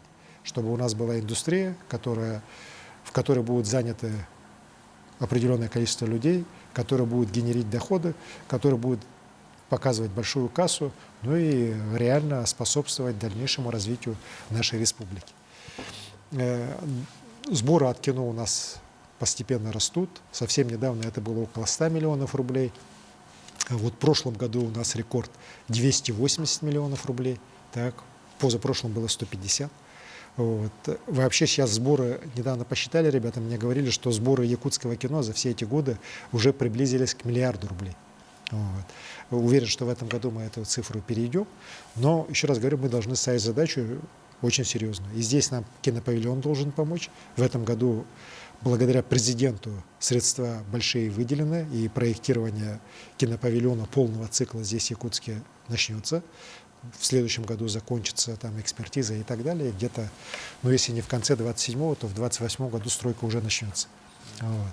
И, безусловно, это будет очень важный шаг для развития якутского кинематографа и кинематографа здесь вообще на Дальнем Востоке, для того, чтобы мы шаг сделали вообще, ну, еще раз говорю, к тому, чтобы мы реально стали уже такой индустриальной в кинематографе республикой. Что касается вот фильма про Туту, кстати говоря, да, там сейчас уже определены от нас, ну, по крайней мере, сценаристы, режиссеры. Творческая бригада. Михаил Лукачевский занимается, да, этим, ну, известнейший наш режиссер, да. И сейчас они участвуют в конкурсе Фонда кино. При этом хочу сказать, что поручение президента все знают. Вот, ну, посмотрим, как закончатся конкурсные процедуры, какой будет отбор. Но уверен, я и с министром культуры России Ольгой Борисовной Любимой, когда встречался, сказал, что в случае, если доверят этот фильм нам снимать, то мы, конечно, снимем фильм, которым будет гордиться и республика, и вся Россия. Арсений Сергеевич, раз уж мы снова заговорили о кино и киноиндустрии, то у нас для вас сюрприз, как, собственно, и для всех якутян. Дамир Дьяконов, сыгравший главную роль в фильме «Мои таежные каникулы», записал видео для всех жителей республики. Давайте посмотрим. Убастыллах Арсений Сергеевич онны саға сирин авақтақтыға. Эгне баргатан иссерахпиттан агаддалибин. Махалчам мутчаткинага ухубут кылвар. Саңар арабобакка мен героем обран мушуга арьярга күйскеме болвар. Мен санабар сагабыт сире эметиннек. Жаннар раган кемнерге бәйе-бәйене ыйыллар көмөлөлөр ванна түмсүйләхтар. Маннык керекестүүләх кырыбай айылгавасигге орбуттан кем туттабын. Мен багаремете сагабыт республиката өссө күйіске сайдыргар. Олақтақтарға кытанық дұробияны жауы әйені. Ванна сәргәх күрдік дұғыры. Махтал. Да. Да, очень хорошее, яркое такое выступление Дабира, молодой звезды, вот, который снялся в фильме «Мои таежные каникулы». Кстати говоря, очень добрый, хороший фильм. И сюжет хороший, и съемки неплохие, да. Ну и в целом, кстати говоря, и сборы у них неплохие, я вот тоже смотрел, да. И вот то, что вот сейчас Дамир говорит, это же очень правильно. Как раз, наверное, из-за того, что мы живем в таких условиях, живем в единстве с первозданной такой природой, тайгой нашей, вот именно чувство патриотизма, любви к своей родной земле у нас сильно, чувство единения, сплоченности, особенности в непростое, тяжелое, суровое время. И спасибо, что вот у нас растет такое замечательное поколение. Я очень рад. И вообще, кстати говоря, я встречаюсь с нашими детьми, да, я вот, говорят же, дети будут лучше нас, да, я вот сейчас вижу, что дети точно лучше нас. Они и патриотичнее, они и умнее, хотя говорят, открытые. Что они там, открытые, они очень не боятся, не зажатые, и дай Бог, вот, чтобы у них все получалось, и они реально, чтобы вот, сделали нашу республику и нашу страну еще лучше. Сюрприз удался? Да, отлично, я очень счастлив. Асен Сергеевич, вопросы, предложения, сообщения продолжают активно поступать, в том числе на мессенджер Макс. Зачитаю один из них. Здравствуйте, у меня вопрос про засилие искусственного интеллекта. Сейчас дети домашние задания приноровились делать с помощью нейросетей. Как-то надо сделать так, чтобы искусственный интеллект учиться помогал, а не отучал наших детей думать. Какие-то подобные программы планируется ли запустить в школах? Вот такой интересный вопрос. Знаете, очень глубокий, я бы даже сказал, философский вопрос. Знаете, я часто слышу, что у детей надо отбирать гаджеты, когда они в школу заходят, да, что вот искусственный интеллект надо вообще отрезать от них, что они должны учиться, вот как мы учились, типа, да, и типа будет все хорошо. Неправильно. Вы знаете, невозможно противостоять вот потоку развития. И что бы ни говорили, но вот новые технологии, вот те же гаджеты, да, тот же интернет, глобальное информационное пространство, тот же искусственный интеллект. Это уже не завтрашний день, это сегодняшний день. Вот. И от того, насколько наши дети научатся работать в нем, зависит наше завтра и их завтра. И делать их заранее неконкурентоспособными, отрезая вот от всего этого, да, это неправильно. Другой вопрос, что вы абсолютно правильно говорите, Анна, когда вот вопрос зачитали, да, что надо, чтобы искусственный интеллект помогал нашим детям развиваться, помогал развитию их способностей, их талантов, а не мешал им. И эта проблема на самом деле не только нашей республики, и не только нашей России, она общемировая. Я на эту тему достаточно часто общаюсь сейчас с различными крупными деятелями в сфере искусственного интеллекта. С Германом Оскаровичем Грефом мы с удовольствием эту тему обсуждаем. Он вообще вот один из, на мой взгляд, таких людей, которых в мире вот как раз мало, которые могут об искусственном интеллекте, об его перспективах рассуждать, делать какие-то выводы на многие десятилетия вперед. И вот с этой точки зрения главное в этом обучении, чтобы наши дети не смотрели на искусственный интеллект, как, знаете, на какой-то там, знаете, оракул, который вот сидит, что у него не спроси, он отвечает, там, так далее, который все знает. Вот на самом деле тогда можно отучиться думать. А ведь искусственный интеллект создают люди. Люди его обучают, люди пишут для него алгоритмы.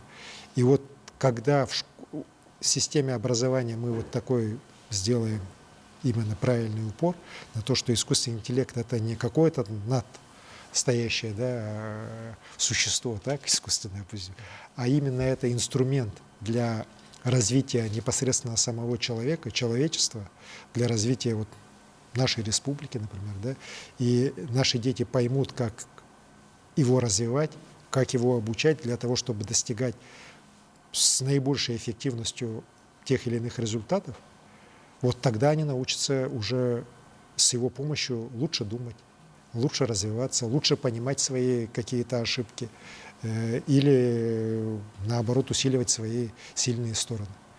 И у нас в системе образования изменения уже идут, мы на эту тему постоянно тоже обсуждаем, внедряем, и вот с Анатолием Скаловичем, зампредом правительства, который курирует образование, и непосредственно уже с министром Соколовой, Нургулой Афанасьевной, вот это надо уже внедрять. И в систему школ, может даже детских садов, об этом тоже идет речь, да?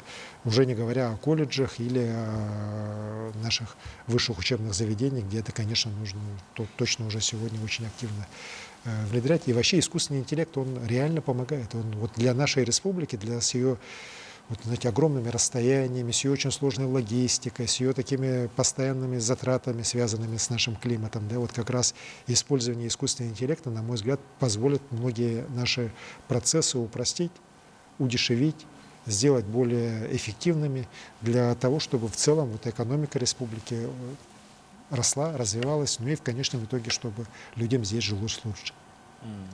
У нас очередной звонок в студию. Берем его. Алло, вы в эфире. Алло. Здравствуйте, Александр Сергеевич. Здравствуйте. Я Максим Макаров, ученик 11 класса из Санабарского вуза. Вы говорили, что будущее за креативными индустриями. Собственно, где можно получить образование в этой сфере? Спасибо. Спасибо, Максим, за вопрос. Вы знаете, вот последние годы я очень вижу вот серьезный интерес наших ребят и в первую очередь школьников, да, как раз к обучению креативным индустриям. Это, наверное, и закономерно, потому что реально мы сегодня, как республика, как наш регион, мы одни из лидеров страны. Это точно. Многие в это не верят, да, там говорят, да кто мы, там что. На самом деле реально это так. Вот. По многим направлениям республика сегодня является лидером. И, конечно же, это лидерство всегда обеспечивают люди. И подготовка кадров для креативных индустрий – это то, что всегда, вот, наверное, нашу республику отличало. Сегодня уже, вот если говорить о среднем профессиональном образовании, у нас вот есть колледж технологический, вот этот АЯ-РУСТАР. Есть колледж у университета «Синергия», который в квартале труда работает. Вот. Есть и другие уже точные специальности в ряде других колледжей. А если говорить о высших учебных заведениях, то, конечно, безусловный наш лидер – это АГУ-ИККИ, это вот Арктический государственный университет креативных индустрий, который недавно еще был у нас АГИКИ, Институт арктической культуры и искусства. И вот это изменение, это не просто изменение названия. Это вот, во-первых, они стали из института университетом, а во-вторых, уже впервые появилось название креативной индустрии. Я вообще считаю, что университет наш, вот, арктический, креативный, за последние годы претерпел коренную трансформацию, очень правильную. Я помню, в 2019 году его еще хотели закрыть, потому что считалось, что Арктический государственный институт культуры и искусства особо не нужен. Говорили, давайте мы его присоединим к Северо-Восточному федеральному университету. Даже комиссии из Москвы приезжали. Но мы тогда убедили, что для республики это абсолютно необходимо, чтобы этот институт работал. Мы рассказали о своей ставке на креативные индустрии. И тогда вот руководитель тогда ведомства Госкомитета Михаил Михайлович Котюков, он сейчас губернатор Красноярского края, сказал, ну, знаете, я вот летел с желанием, наверное, все-таки институт закрыть, а все-таки считаю, что вот у вас команда хорошая, мы должны вам дать шанс. И этим шансом руководство института очень хорошо воспользовалось. Хотел бы вот выразить благодарность команде во главе с Светланой Семеновной Игнатьевой, которая за вот короткий период не просто как бы выжили, да, они наоборот сейчас являются лидерами, Светлана Семеновна уже там в топ-10, по-моему, ректоров по направлению культура входит в Российской Федерации. Сам институт уже решение федерального министерства превращен в университет. И он безусловный лидер именно как раз подготовки специалистов для креативных индустрий. Это не, еще раз говорю, это не просто изменение названия, это вот глубокая трансформация, которая произошла и с преподавательским составом, и уже непосредственно со студентами. Я сам там относительно недавно был, тоже встречался. И, конечно, вот то, что было несколько лет назад, и сейчас это огромный шаг вперед. Поэтому уверен, что у нас этот университет будет таким мощным центром для подготовки специалистов креативных индустрий и для Якутии, и для всего Дальнего Востока, Крайнего Севера. Вот, замечательные специалисты будут выходить. Ну а на уровне страны я могу сказать, что для нас тоже это достижение. Вот сейчас главный университет креативных индустрий страны, Universal University, возглавляет как раз наш якутянин Афанасий Савин, который долгие годы возглавлял корпорацию развития Якутии, был одним из как раз тех людей, которые двигали вперед креативную экономику Якутии, и во многом его трудами вот как раз креативная экономика Якутии достигла тех высот, на которых сегодня находится. Алексей Сергеевич, раз затронули тему образования, то предлагаю более детально о ней поговорить, более детально, в частности, о системе среднего профессионального образования. Это уже давно не только про традиционные рабочие профессии, вот появляется много новых, современных специальностей. Вы об этом сказали, востребованы в экономике будущего. Они вот как сегодня меняется сама система профессионального образования в Якутии, какие еще возможности она открывает для молодежи? Система среднего профессионального образования, она в стране в целом претерпела за вот последнее буквально время глобальную трансформацию. Сейчас уже даже в Москве половина выпускников 9 классов, она идет именно в колледж поступать. Потому что у детей, уже школьников, огромный интерес и желание получить специальности, рабочие специальности и начинать уже работать, зарабатывать деньги, как они вот хотят, да, причем достаточно большие, серьезные. Почему? Потому что рабочие специальности сегодня востребованы. И, безусловно, рабочие специальности там лет 20-30 назад и сегодня, это, конечно, тоже очень большая разница. Очень большой интерес и у нас в республике. Вот, по прошлому году у нас 43 учреждения среднего профессионального образования. Средних конкурсов в них где-то 6,5 человек на место. Но есть у нас рекордсмены. Вот, например, колледж информационных технологий имени Дудкина, да, бывший колледж связи, там конкурс порядка 14 человек на место. А вот педагогический колледж имени Гоголева, да, я сам удивился, перепроверял, там конкурс 29 человек на место был по прошлому году. Вот, именно по бюджетным местам. Вот, это говорит о колоссальной востребованности, о необходимости. И многие колледжи сегодня активно трансформируются, активно развиваются. Вот те же медицинские наши колледжи, они сейчас открывают уже свои филиалы в районных центрах по республике. И благодаря их хорошей работе мы сегодня видим, как республика достаточно успешно вот решает проблему с средним медицинским персоналом. Она у нас очень остро стояла, но вот благодаря тому, что наши колледжи, филиалы открыли и начали готовить медсестер прямо на местах, у нас эта проблема сейчас уже далеко не острая. Вот. Конечно, очень радует то, что ряд наших колледжей, которые готовят специалистов для наших крупных промышленных предприятий, уже непосредственно связаны в своей работе с этими компаниями. Вот Южно-Якутский технологический колледж я хочу отдельно выделить. У него он реально правильно построил свою работу в сотрудничестве с крупнейшими нашими угольными компаниями, в первую очередь с Колмаром, с Эльгоуглем. И сегодня он является, наверное, безусловным лидером не только Южной Якутии, не только республики, но и, наверное, не побоюсь этого слова, и Дальнего Востока в области как раз подготовки специалистов для горной промышленности. Мы активно участвуем в различных конкурсах. Сейчас по программе «Профессионалитет» за прошедшие годы в республику на ремонт и переоборудование колледжей, в том числе вот Южно-Якутского колледжа, сельхозколледжа, других колледжей, привлечено практически 300 с лишним миллионов рублей федеральных средств. В этом году мы как никогда активно участвуем. 8 колледжей подало заявку на конкурс, который проводит Министерство просвещения Российской Федерации. Ну, результаты еще не подведены, но очень надеюсь, что тоже ряд колледжей пройдет конкурс, и у нас еще дополнительно появится возможность для дальнейшего развития вот нашей системы профессионального образования. Поэтому я считаю, что это абсолютно нужно, абсолютно необходимо, и систему вот, среднего профессионального образования мы будем и дальше усиливать.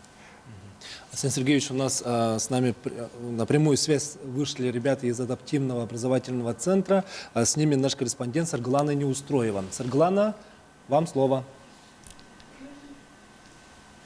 Арсений Сергеевич, здравствуйте. Добрый вечер, студия и уважаемые телезрители. Школа адаптивного образовательного комплекса открылась в прошлом году. Сегодня здесь обучается 463 ребенка с ограниченными возможностями здоровья. Самое главное, в одну смену и с применением самых современных образовательных методик. Сейчас рядом со мной находится мама одной из воспитанниц комплекса, четвероклассницы Софии Корякиной, Александра Васильевна. Александра, здравствуйте. Здравствуйте, Арсений Сергеевич и жители республики. Поздравляю вас всех с Днем Республики. Мы многодетная семья, приехали из Белюйского Улуса, село Чинеке. Мой муж и брат погибли на СОВО. Хочу выразить искреннюю благодарность руководству республики, директору Ольге Васильевне за создание комфортных условий для детей, обеспеченных детей ОВЗ. Моей дочке очень нравится здесь учиться. Она с удовольствием участвует на разных мероприятиях. Арсений Сергеевич, когда планируется открытие интерната и детского сада? Спасибо большое за теплые, добрые слова.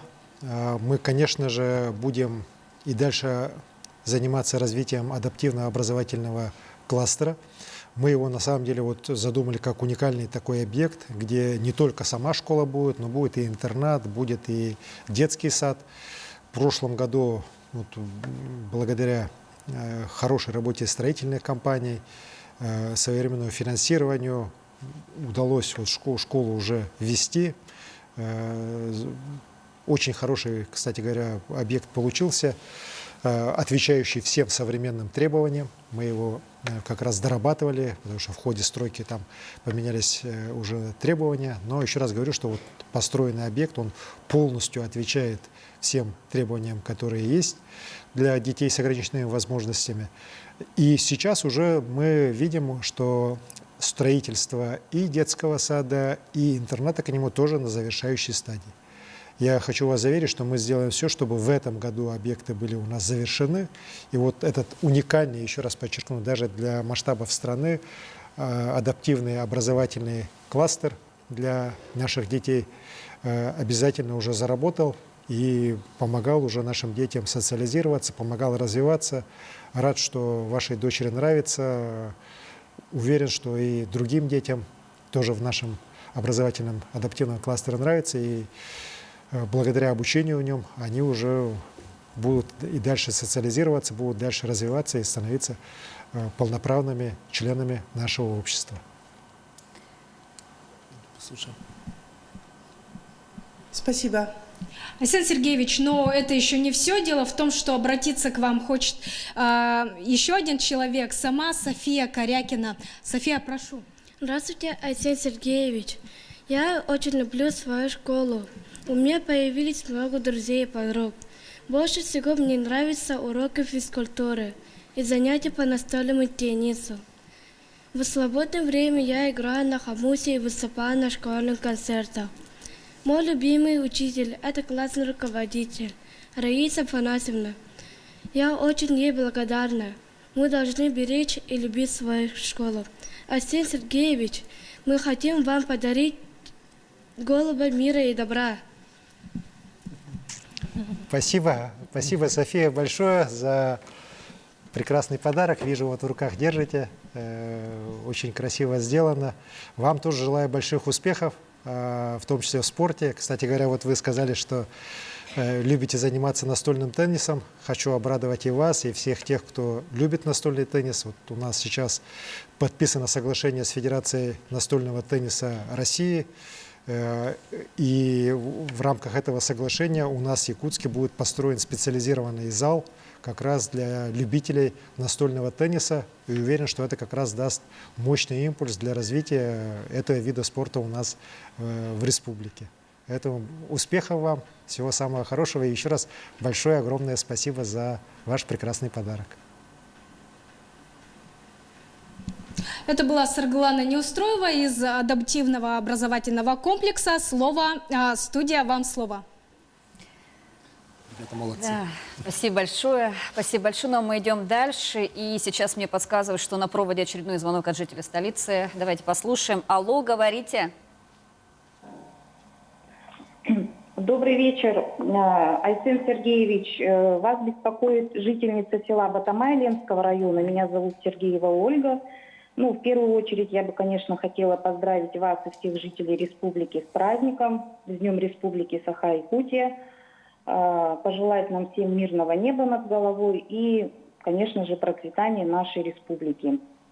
У меня, значит, такой вопрос. В рамках программы «Газификация Южной Якутии», населенных пунктов Южной Якутии, значит, в Ленском районе 3 поселения, 3 поселка вошли в эту программу. В частности, в поселке Мурья и Батамай было проведено все необходимое, то есть заложены трубы, подведен отдельный газовая труба каждому частному дому, но, однако, до сих пор газификация населенных пунктов не произведена. В связи с чем у меня вопрос. Вообще, будет ли осуществлена газификация населенных пунктов? Если да, то какова будет тарифа за использованный газ? Спасибо за ответ. Спасибо большое, Ольга, за вопрос. Газификация населенных пунктов Ленского района, она проводится в рамках большого нашего соглашения с «Газпромом» по газификации населенных пунктов как раз Ленского, Нерюнгринского, Алданского, Алекминского районов. 3 поселка, вот, как вы сказали, Биченчая, Мурья, Батамай, они попали по Ленского района в эту программу. Работы выполнены в основном. И сейчас вопросы, связанные со строительством АГРС, подводом газа к котельным. Но хочу вас заверить, что в этом году, я думаю, что, скорее всего, в сентябре газ у вас уже появится. Вот. Что касается цены на газ, здесь у нас была достаточно долгая история. Мы согласовывали цену и с «Газпромом» долго, потом уже с Федеральной антимонопольной службой. Вот в ходе своей крайней поездки в Москву я 2 раза разговаривал с заместителем председателя правительства Российской Федерации Александром Ильичем Новаком, который как раз на согласованной стоимости по оптовому газу, согласованной республикой, «Газпромом», дал положительную визу. Поэтому сейчас окончательные расчеты выйдут, но она где-то порядка для уже отпускная будет порядка 12-13 тысяч рублей за, наверное. Давайте сейчас посмотрим еще один видеовопрос. Он касается благоустройства. Мы из Харинского наследия Усалданского района участвуем в голосовании по программе формирования комфортной городской среды. И очень хотим благоустроить мини-парк имени Василия Андреевича Протодиаконова Кулантая. Василий Андреевич был известным писателем, государственным и общественным деятелем. Нам важно, чтобы память о нем жила вечно. Также нам очень хочется, чтобы в селе появилось свое уютное место для всей семьи, где можно погулять, развлечь детей и заняться спортом. В нашем селе живет всего 553 человека. Для нас участие в такой масштабной федеральной программе – это настоящий прорыв и большой шаг к развитию. Уважаемый Айсен Сергеевич и жители нашей республики, мы верим, что сила нашей республики в единстве. Поэтому от всего сердца обращаемся ко всем жителям Якутии.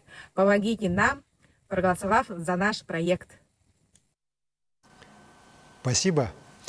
А еще вот проект по формированию городской среды, он, конечно же, комфортной городской среды, он очень помог нашей республике, и не только крупным нашим населенным пунктам, но и районным центрам, селам, поселкам, которые благодаря этому проекту смогли получить очень красивые общественные пространства. И, конечно, вот активное участие жителей республики в голосовании в рамках проекта формирования комфортной городской среды очень помогает.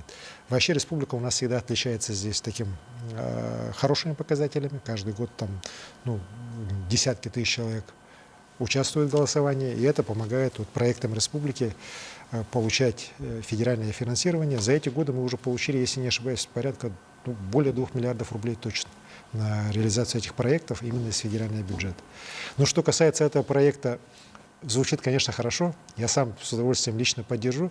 Но другой вопрос, конечно, хотелось бы проект сам увидеть. Да, что там в парке имени протоиакова Кулантая будет, чтобы знать, за что голосовать. Да. Но уверен, что проект хороший, вот, но все-таки хотелось бы увидеть. Поэтому очень надеюсь, что и управление архитектуры республики поможет в более широком показе, скажем так, этих проектов не только по данному населенному пункту, но и других наших проектов, чтобы жители республики видели и поддерживали своих земляков. Колл-центр продолжает активно работать. Жители звонят и пишут. В таком темпе мы работаем уже почти 2 часа. Каковы итоги 2-го часа? Эржена, вам слово.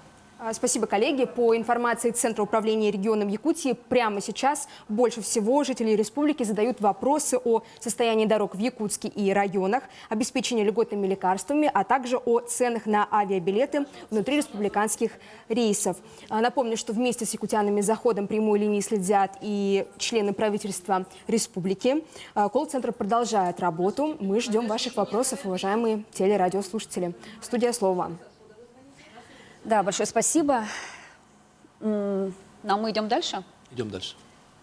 И вопрос. Айсен Сергеевич, на итогах года с Владимиром Путиным мне тоже посчастливилось задать вопрос президенту, и он касался роста тарифов на электроэнергию в Арктике. Президент по итогу поручил проработать особое ценообразование. Вы на этом останавливались. Не секрет, что для жителей северных районов жизненно важная тема, ведь от стабильного энергоснабжения зависит и работа больниц, школ, котельных. На какой стадии сегодня эта работа с федеральным центром? Спасибо.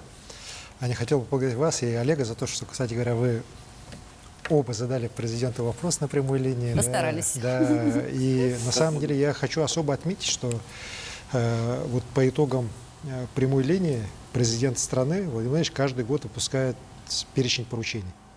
В этом году он был небольшой. Вот. Он состоял, если не ошибаюсь, всего лишь из 6 пунктов. И вот в этом перечне поручений 6 пунктов и ваш вопрос, Олег, и ваш вопрос, они попали. Да, и по поддержке кинематографов, по патриотике, и конкретно по социальным объектам, по тарифам, по электроэнергии, по Якутии. Вот. Это вот показывает то, что наш президент вот ваши вопросы воспринял, и принял их очень близко, и именно настоял, потому что там прямая линия отошла много часов, было масса вопросов, и письменных, и устных, да, вот выбрал все равно вот из 6 2 вопроса, оба вот якутских, они в окончательном перечне оказались. Это вот как раз свидетельство особого отношения президента и к республике, и к вопросам, которые в республике есть. Здесь вот по энергетике, если говорить, конечно, сегодня ситуация далеко не простая. Мы вообще оказались здесь заложниками тех решений, которые были приняты уже давно.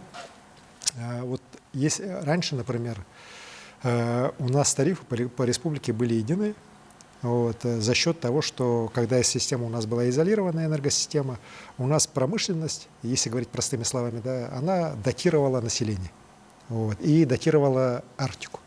В итоге промышленность платила больше, чем она должна была платить, но зато в итоге мы получали единый тариф по всей республике. Пусть он был далеко не низкий, так, но все-таки он был для всех более-менее удобоваримый.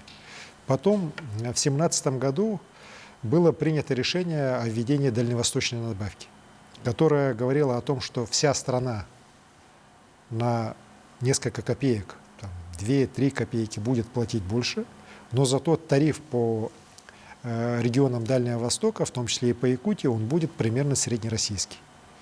И вот в 2018-2019 году у нас резкое снижение тарифов было. Если кто помнит, вот, у нас тарифы по электричеству упали почти в 2 раза.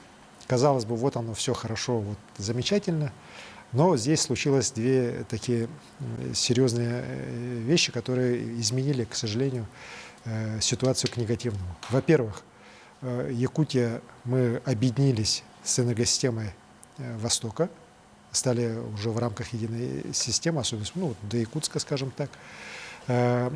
И вот строительство линии как раз от Нерингри до Майи, да, вот там вот Майя была построена. Мы объединились с энергосистемой и здесь, и на западе республики. И в итоге крупные потребители электричества, они получили возможность выходить прямо напрямую на оптовый рынок, минуя Якутскэнерго. Этим они и все, в принципе, воспользовались, исходя из своих, понятно, экономических интересов. В итоге у них стоимость электроэнергии для промышленных крупных предприятий достаточно серьезно упала. Очень значительно упала, потому что у них вот высокая стоимость платы за электричество в сетях Якутскэнерго, она исчезла. Вот. Далее, к сожалению, было принято решение об отмене постепенной отмене дальневосточной надбавки. Потому что вопрос стал так, почему южные регионы страны должны платить за Дальний Восток. Мы тогда, и Юрий Петрович Трутнев, и я несколько раз ходили к президенту, я вот 2 раза ходил к президенту, президент давал соответствующее поручение, это все приостанавливалось, переносилось, но в ходе, вот, когда как раз ковид был и так далее, решение, в общем, не в нашу пользу смогли принять. Вот. И дальневосточная надбавка с каждым годом стала становиться меньше. И вот сейчас мы имеем ситуацию, когда в энергоизолированных районах республики, это вот в первую очередь арктические наши районы, стоимость фактическая экономически обоснованных тарифов, она зашкаливает. Она где-то уже за 100 рублей киловатт-час. Безусловно, такую стоимость население не платит, оно платит среднереспубликанскую стоимость, но вот эту разницу датирует бюджет республики. И это, вот еще раз, это колоссальные цифры. Мы сейчас уже за несколько лет, несколько десятков миллиардов рублей, вот мне недавно докладывали, около уже 30 миллиардов за эти прошедшие годы мы уже заплатили. Вот. И с каждым годом эта сумма больше и больше. Это вот, кстати говоря, как раз может те средства, которые не хватают нам как раз для жилищно-коммунального хозяйства. Как раз практически 1 в 1 получается. Вот. Сейчас, после появления поручения президента, мы опять в очередной раз находимся в таких активных дискуссиях с правительством страны по поводу того, что все-таки определенные средства должны выделяться для того, чтобы социальная инфраструктура, социальные объекты не платили вот эти бешеные тарифы, а платили все-таки исходя уже из другой стоимости. Здесь я не хочу сказать, что мы там в какой-то проигрышной ситуации, потому что, во-первых, президент ситуацию прекрасно понимает, он ее отслеживает, и есть его конкретное поручение. Вот. Сейчас последний разговор о том, что все-таки из дальневосточной надбавки ее надо будет сохранять, и средства на Якутию предусмотреть, чтобы мы по социальной инфраструктуре какое-то положительное решение получили. Но еще раз говорю, сопротивление просто колоссальное. И здесь я очень надеюсь, что мы и в сентябре изберем депутатов, которые смогут и этот вопрос на уровне Государственной Думы продвигать и ее решать. Продолжу тему тарифов, которую подняла Анна. Минувшей зимой большой резонанс вызвали цены на электроотопление в Вилюйской группе районов. Насколько нам известно, диапазоны потребления электроэнергии были пересмотрены. Хотелось бы услышать ваш комментарий по этому поводу. Да, это так. У нас, когда бы устанавливались, согласно, опять же, федерального закона, определенные лимиты, в том числе для тех населенных пунктов, где используется активное электроотопление, было поставлено вот по первой зоне, скажем так, льготной, да, 6,5 тысяч киловатт. Вот, это первое. Второе от 6,5 до 10 и свыше 10. Свыше 10 это промышленные Вот 6,5 до 10 – это такая так называемая не льготируемая часть населения, а до 6,5 тысяч – это льготируемая. Но в итоге, когда вот начали приходить уже счета за отопление, мы увидели, что порядка 15% семей, которые пользуются отоплением, вот по Нюрбинскому району, в первую очередь, да, по Зунтарам, они 6,5 тысяч превышают и попадают в нельготируемую категорию. И народные депутаты ко мне тогда, Госсобрание, обратились, и население мне писало, я дал соответствующее поручение, были пересмотрены, и перерасчет был сделан. Сейчас у нас вот этот и поднят уровень с 6,5 до 7020, если не ошибаюсь, киловатт, да, в принципе, в которую практически вот население вписывается, по большому счету. Вот. Сейчас у нас еще работа дальше идет, чтобы все-таки вот с учетом нашей специфики зимнего периода вот этот льготируемые категории тоже пересматривались. Ну, еще раз говорю, это работа, которую Госкомцентр Республики проводит вместе и с энергетиками. Госсобрание здесь тоже как бы стоит на страже интересов избирателей и правильно делает так. Уверен, что мы абсолютно правильные, хорошие решения найдем, чтобы защитить наших жителей. Вот. Ну, еще раз хочу подчеркнуть, что Госкомцентр Республики, его руководитель Николай Владимирович Бычков, они постоянно занимаются, и я вижу, что это реально правильные подходы у них выработаны и обязательно будут отработаны до конца. Звонки от наших зрителей и слушателей продолжают поступать к нам в студию, в колл-центр. На некоторые из них сразу отвечают члены правительства, руководители ведомств. Наиболее актуальные из них перенаправляются к нам в студию. Давайте примем еще один звонок. Алло, говорите, вы в прямом эфире. Здравствуйте, меня зовут Светлана, я из города Якутск. У нас город как после бомбежки. После каждой зимы все хуже и хуже становится. Ремонты вроде как начинаются, но сразу останавливаются. Вроде раскапывают и не до конца не доводят. Весь прошлогодний сезон копали Сергелявское шоссе, а сейчас с улицы Аюнского такая же картина.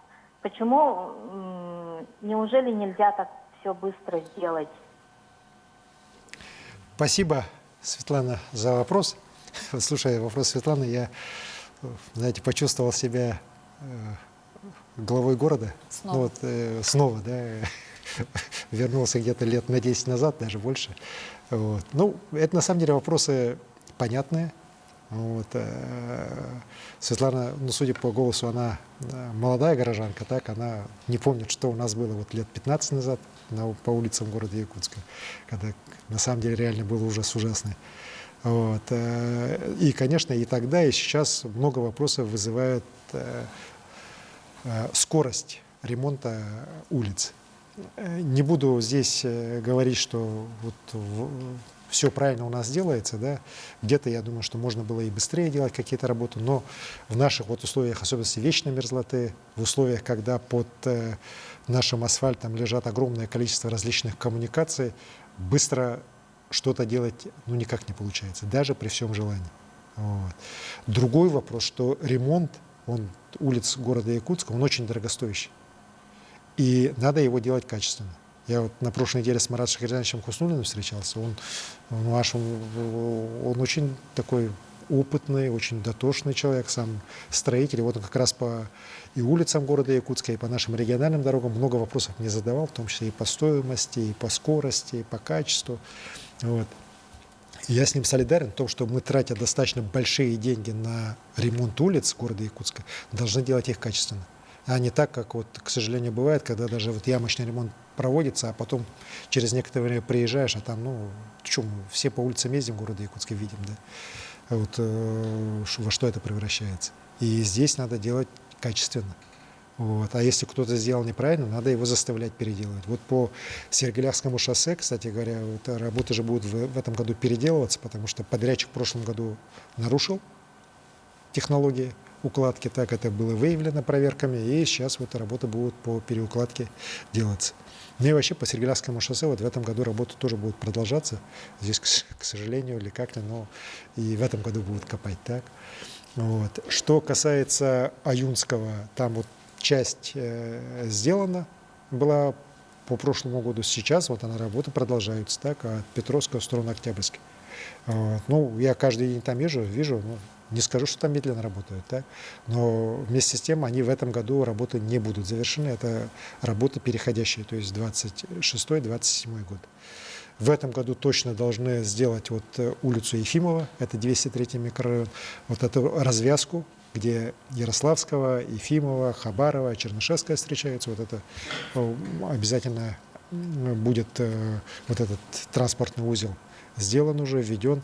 Большие работы будут проводиться по улице 50 лет Советской армии. Но, опять же, они будут завершены в этом году, они перейдут на следующий год. Конечно, большого внимания требует залог. Я вот недавно ездил тоже к военным туда, на сборный пункт, так, но улица-то в страшном состоянии. Вот Чапалова, например, ну, просто вдребезги разбита. Такого никогда не было. Так. И здесь городским властям, ну, понятно, что у нас залог будет в ближайшие годы до 30-го там все улицы делаться, так, основные, но ждать тоже не надо какие-то меры принимать и хоть ямочный ремонт, но делать. Потому что, ну, как, вот Светлана сказала, как после бомбежки, да, ну, вот реально там, вот как после бомбежки. По Хабарова работы будут в этом году проводиться также. Они уже идут, и в сторону вот от Ярославского, в сторону улицы Богатырева работы будут проводиться. Вот. Кстати говоря, ну, там тоже есть участки уже за площадью Победы, которые, ну, мягко скажем так, несмотря на проведенный относительно недавно ямочный ремонт и так далее, они там в очень плохом состоянии улицы.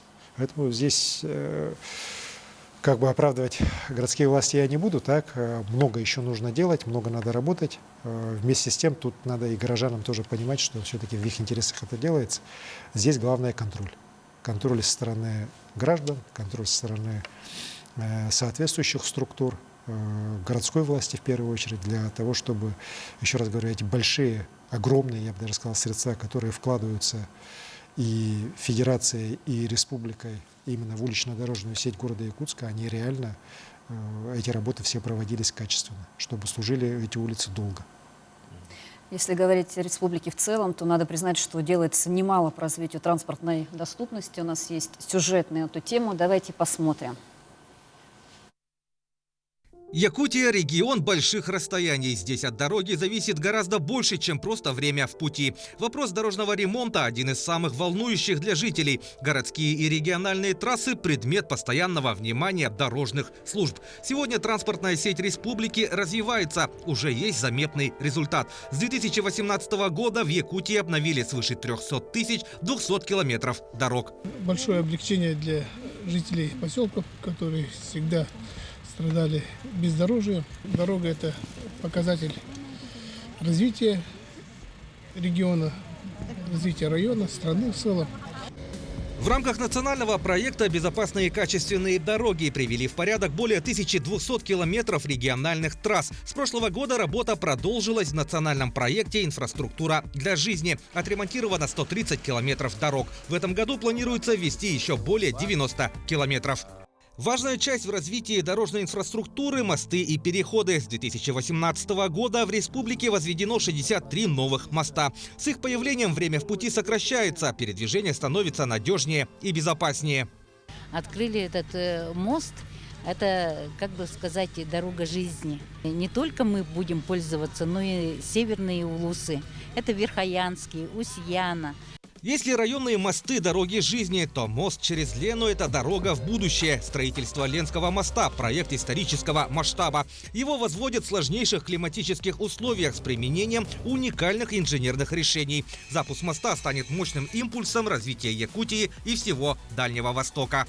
Ленский мост считается одним из сложнейших проектов не только российского, но и мирового мостостроения. Не имеет аналогов в мире, а технология на плавных кофердамах – это одна из передовых технологий, применяемых в Российской Федерации. Развитие дорог – это не только удобство, это стабильные поставки товаров, снижение их стоимости и новые возможности для развития территорий.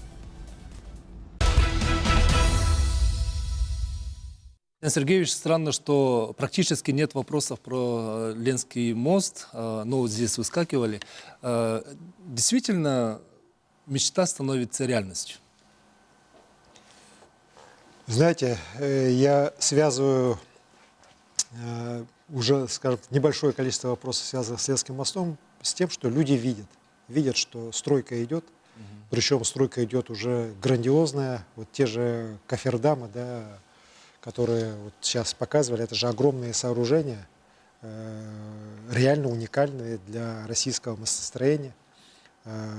Их размер, их величина просто впечатляют, реально впечатляют.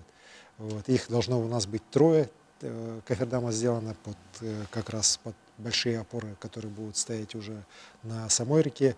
В этом году минимум 1 кофердам уже должен быть спущен на реку, так уже установлено в русле реки. Вот. Сейчас на объекте трудится порядка 400 человек, свыше 100 единиц различной техники. Вопросы по финансированию по федеральному они решены. Есть у нас вопросы по республиканскому финансированию этого года. Прошлый год мы полностью выполнили. Так. Конечно, вот высокая процентная ставка Центрального банка, она нас немножко сдерживает. Мы сами сейчас особо не хотим, чтобы привлекались активно, скажем так, средства частные под большие проценты. Это в конечном итоге потом ляжет стоимость тех выплат, которые республика должна будет делать. Но в целом, еще раз хочу сказать, что мы идем по графику, и руководство страны постоянно контролирует данный процесс. Вот как раз Марат Шахризяевич мне рассказывал, что и президент страны недавно спрашивал, как идет стройка по Ленскому мосту, как обеспечена вот работа строительного именно характера. И уверен, что поставленные перед нашими строителями задачи именно по мосту, они будут все решены. Вот здесь, еще раз говорю, огромный масштаб работы и на правом берегу, и на левом берегу. В этом году вот мы уже серьезный разворот будем видеть работу. Ну и самые главные такие крупные строительные работы — это 27-28 годы. Поэтому мост этот нужен не только республике, нужен всей стране. Уверен, что общими усилиями мы обязательно вот эту такую вековую мечту якутян обязательно сделаем явью уже в ближайшие годы. К нам поступил звонок, тоже касающийся транспортной доступности, но уже на тему авиасообщения. Предлагаю его послушать. Здравствуйте, вы в прямом эфире. Задавайте ваш вопрос. Алло. Здравствуйте. Айсен Сергеевич, здравствуйте. Здравствуйте. Меня зовут Олег, я проживаю в городе Мирном. Уже который год у нас строят новый аэропорт. Хотелось бы узнать, когда он будет введен в эксплуатацию и не отразится ли это на экономической ситуации. У меня все, спасибо. Спасибо за вопрос, Олег. У нас вообще за последние годы очень значительное количество аэропортов в республике реконструировано. Есть порты, которые вообще появились с нуля, так построены. В том числе вот сейчас очень активно строится новый аэропорт города Мирного.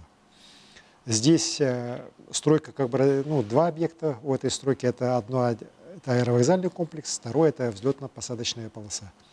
Что касается аэровокзального комплекса, здесь все работы идут строго по плану, никаких отставаний от графика нет. И я вот сам, когда приезжаю в Мирный, заезжаю порой на объект, убежден, что в середине следующего года объект полностью будет сдан. Причем это будет очень красивый аэропорт. Я вот проект его вижу, как он воплощается, да, если не самый красивый, так, но один из самых красивых аэропортов, наверное, Дальнего Востока будет. Это именно у нас в городе Мирный. Что касается взлетно-посадочной полосы, здесь, конечно, ситуация у нас сложнее. Вообще у нас все работы немножко затянулись именно из-за взлетно-посадочной полосы. Когда стройка началась, у нас, к сожалению, это часто бывает, обнаружилось, что все-таки при изысканиях было упущено из виду, что в одном месте есть оттайка серьезная, связанная с прохождением прямо там подземного, скажем так, ручья. И из-за этого в 2022 году строительство взлетно-посадочной полосы было приостановлено. Было очень серьезное изменение проектно-сметной документации. Долгие были дискуссии, я сам в нескольких из них принимал участие, да, и со специалистами, и с проектантами, и с руководством Министерства транспорта Российской Федерации, Росавиации. В конечном итоге в 2024 году проектные решения, предложенные нашими специалистами, были приняты. И вот, считайте, вот тогда начались работы как раз по замораживанию вот, этого участка взлетно-посадочной полосы. Сейчас это все практически завершено. Стройготовность полосы уже близка к 70%. Я очень надеюсь, что в следующем году, опять же, взлетно-посадочная полоса тоже будет полностью построена. И в 2027 году весь аэропорт Мирного, и включая и аэровокзальный комплекс, и взлетно-посадочную полосу, мы уже запустим в работу. Вот я завтра утром как раз в Мирный лечу. Там будет большое у нас совещание, хозяйственный актив компании «Алроса». Мы как раз там тоже с руководством «Алроса», со строителями мы обсудим и вопросы, связанные с тем, чтобы мы в 2027 году этот объект окончательно завершили, и Мирный получил аэропорт, которого он достоин. На самом деле очень красивый, очень современный, хороший аэровокзальный комплекс. Так, из чат-бота у нас есть тоже вопрос. Из Нюрбы будет ли достроен многострадальный стадион в Нюрбе? К спортивным играм народов Якутии веры нет. С 90-х обещают его построить, пишут. Да вообще, я сегодня его слышу, там, многострадальный, тогда это, на самом деле, если так подумать, то в исторических масштабах это не такое большое время. Вот тот же аэровокзальный комплекс, как мы его сейчас строим, и, аэропорт Мирного. Вот, что касается стадиона, то так мы его вообще недавно начали строить, совсем недавно. Так? И то, что в 90-е годы он там должны были построить, то, что там какие-то основания было сделано и так далее, это было так. Сейчас мы окончательно, нами принято решение, что в рамках подготовки к играм спортивным в Нюрбе, которые пройдут у нас в 2027 году, мы обязательно должны построить и ввести в строй стадион на 3000 мест в Нюрбе. Работы идут там полным ходом. Он еще также с легкоатлетическим манежем будет стадион. Подрядчик у нас там опытнейший, компания «Сетте». С поставленными задачами они справятся. Финансирование по этому объекту у нас предусмотрено. И уверен, что в следующем году как раз и открытие игр, и основная часть соревнований пройдет там. Более того, мы сейчас строим в Нюрбе также и физкультурно-оздоровительный комплекс большой. Вот. Может быть, он прямо к играм и не будет построен, но, скажем так, в горизонте 27-28 год и этот физкультурно-оздоровительный комплекс очень большой, очень современный, красивый, необходимый для города Нюрба. Он тоже будет построен и введен полностью в строй в эксплуатацию. Вот. Я вообще считаю, что строительство таких больших, серьезных спортивных объектов, оно нужно для наших районных центров.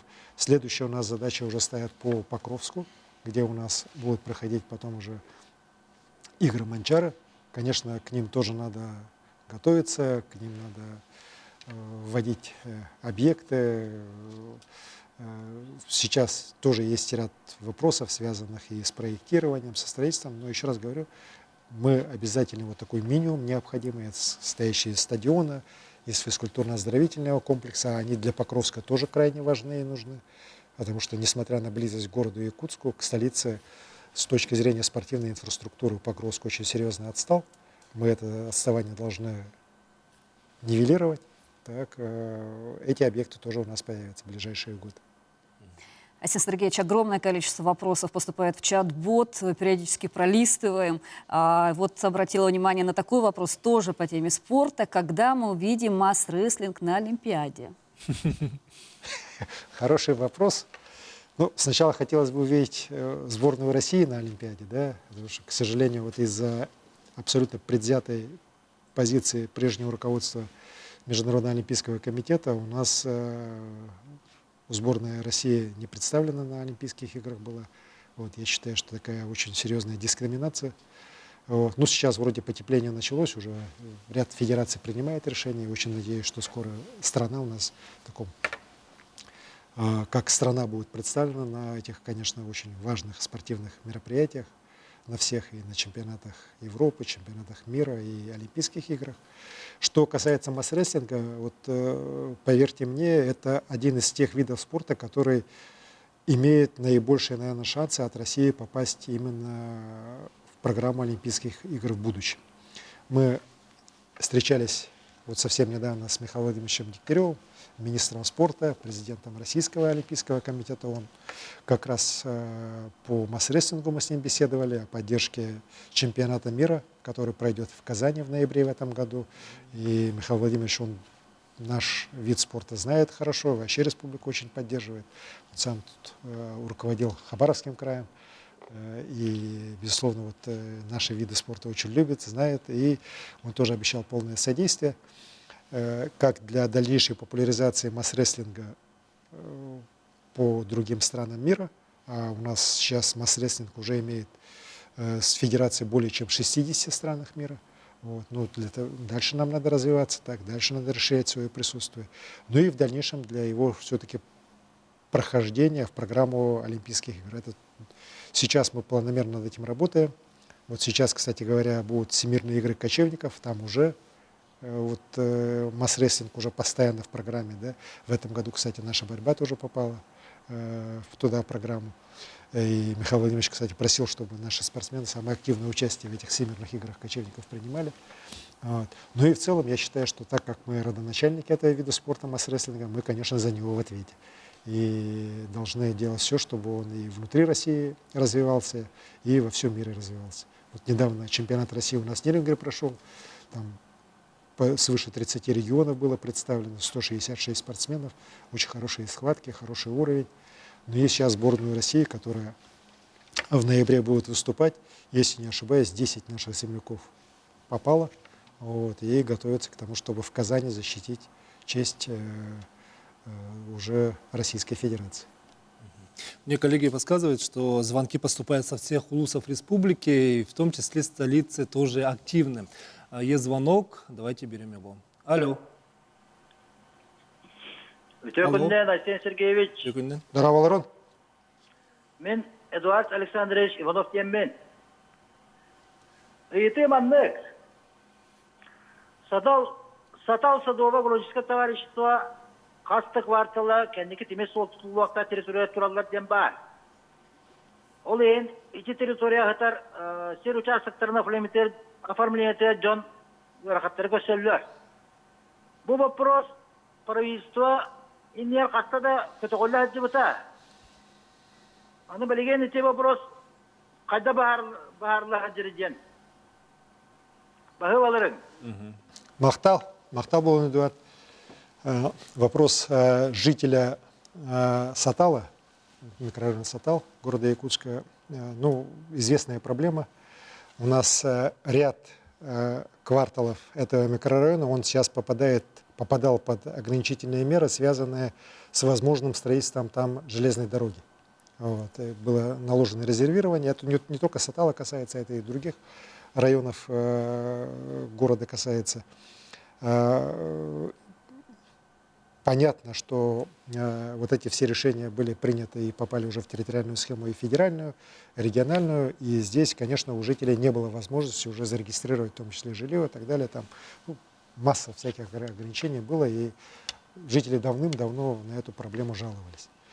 Вот сейчас, когда уже мы четко понимаем, что Ленский мост будет построен, вот, когда понимаем вообще дальнейшее развитие системы строительства железных дорог у нас в стране.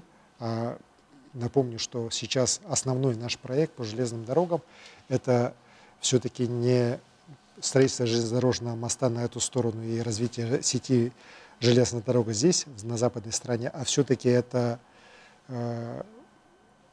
возможность строительства железной дороги от Нижнего Бестяха в сторону Магадана.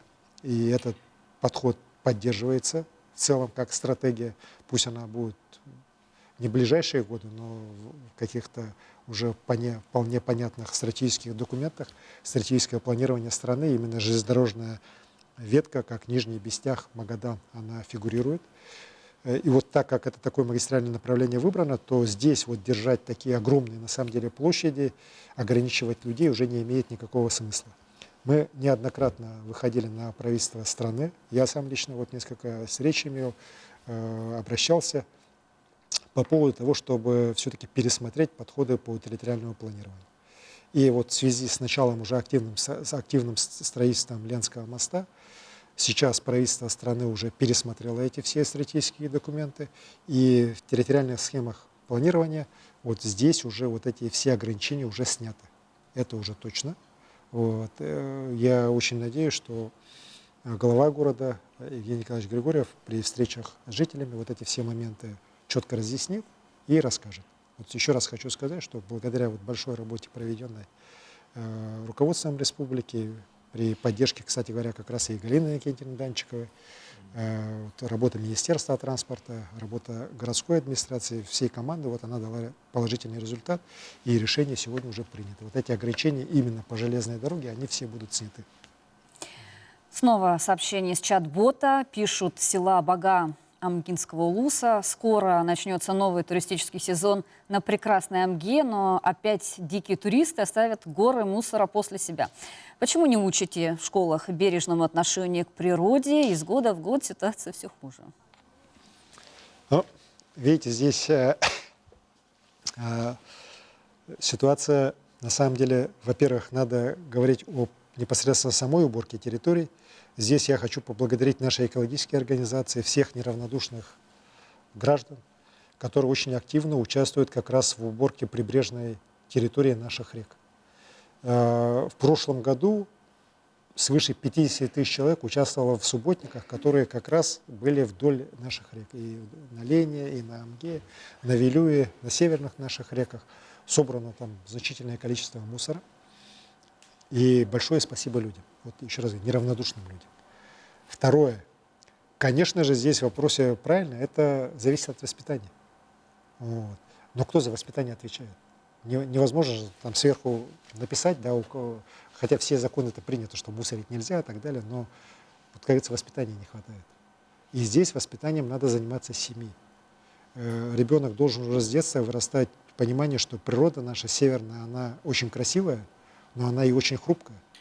И любое на него негативное воздействие, оно реально вот, уничтожает ее. Вот. Мы много говорим о вреде промышленного освоения, но хочу сказать, что за промышленниками сейчас очень жесткий надзор.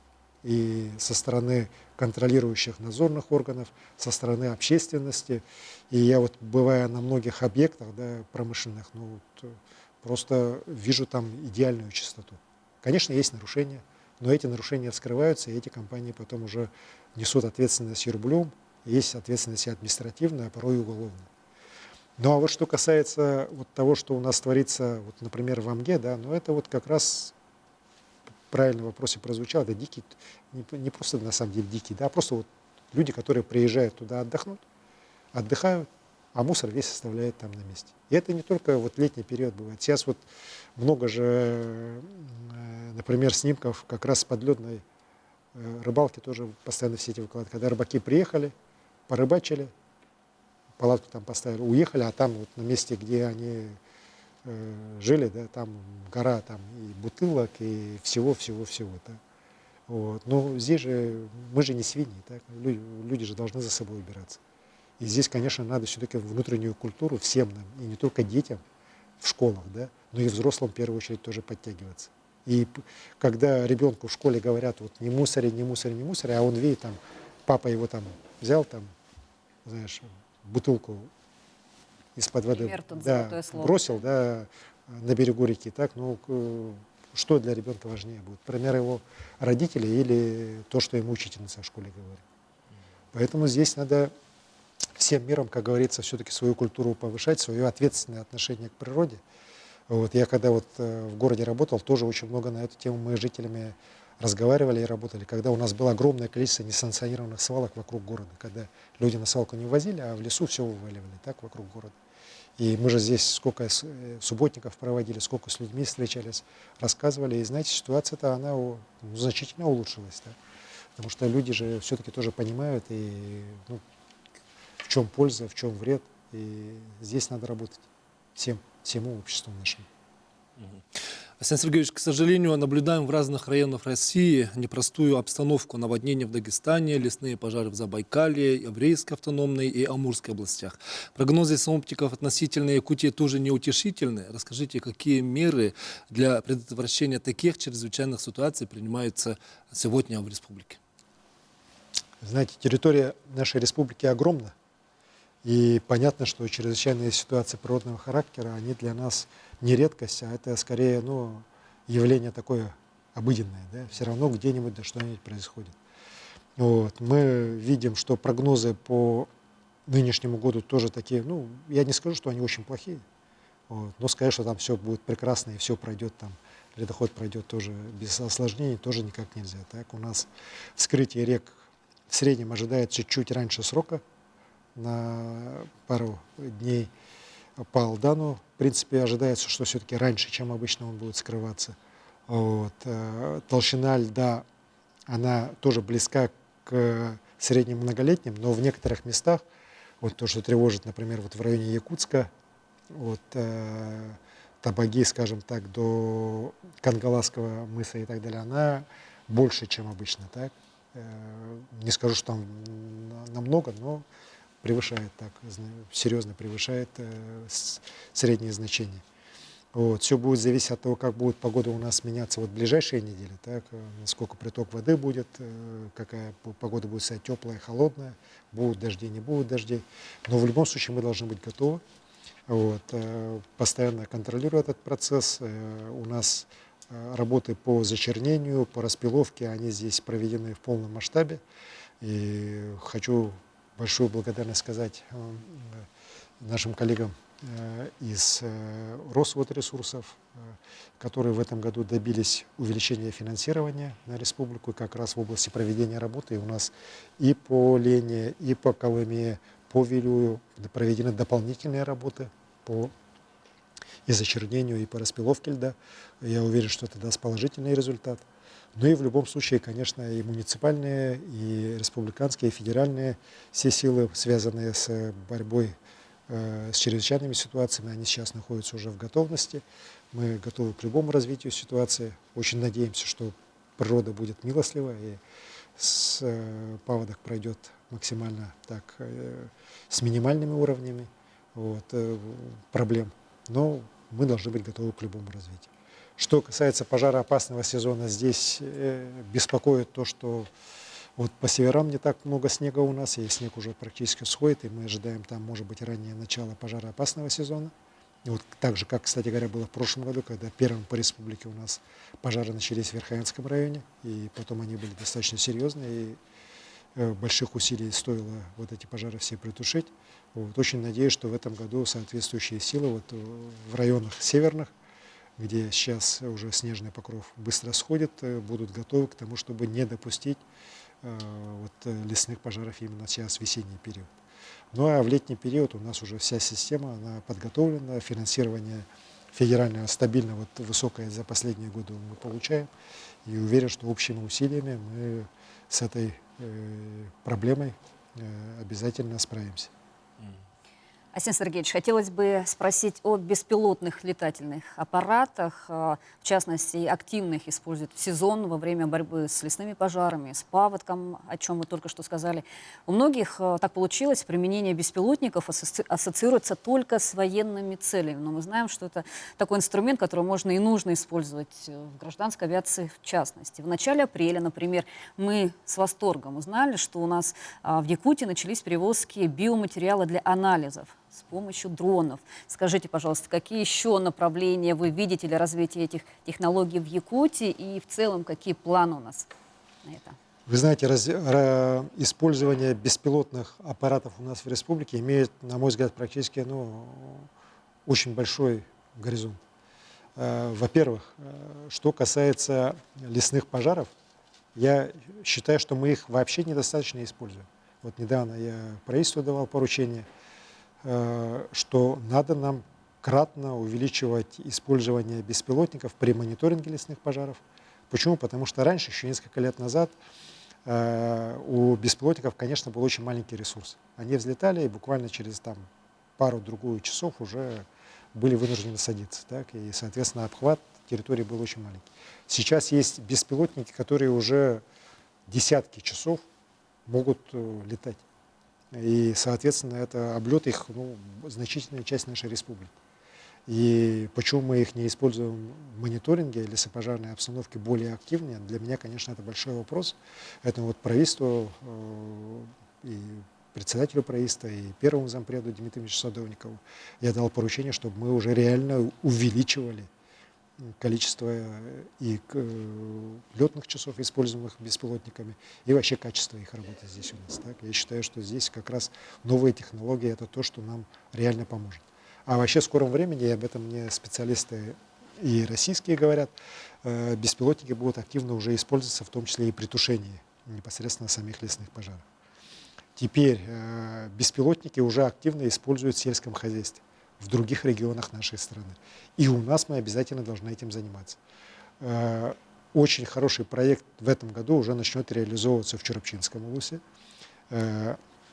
Степан Анатольевич Саргадаев, глава района, мне вот лично сам этот проект защищал. И при поддержке компании «Сахадрон» они в этом году уже закупили крупные агродроны, несколько изделий специализированных, они уже здесь, и в этом году они уже начнут работать как раз для использования, для получения более высокой продуктивности вот как раз сельхозкультур. Так как в других местах, в других регионах это дает очень хороший результат, я абсолютно уверен, что и в Чурапче тоже даст хороший результат. А в дальнейшем уже, ну, у нас же так всегда происходит. Сначала смотрят, как у другого, у соседа.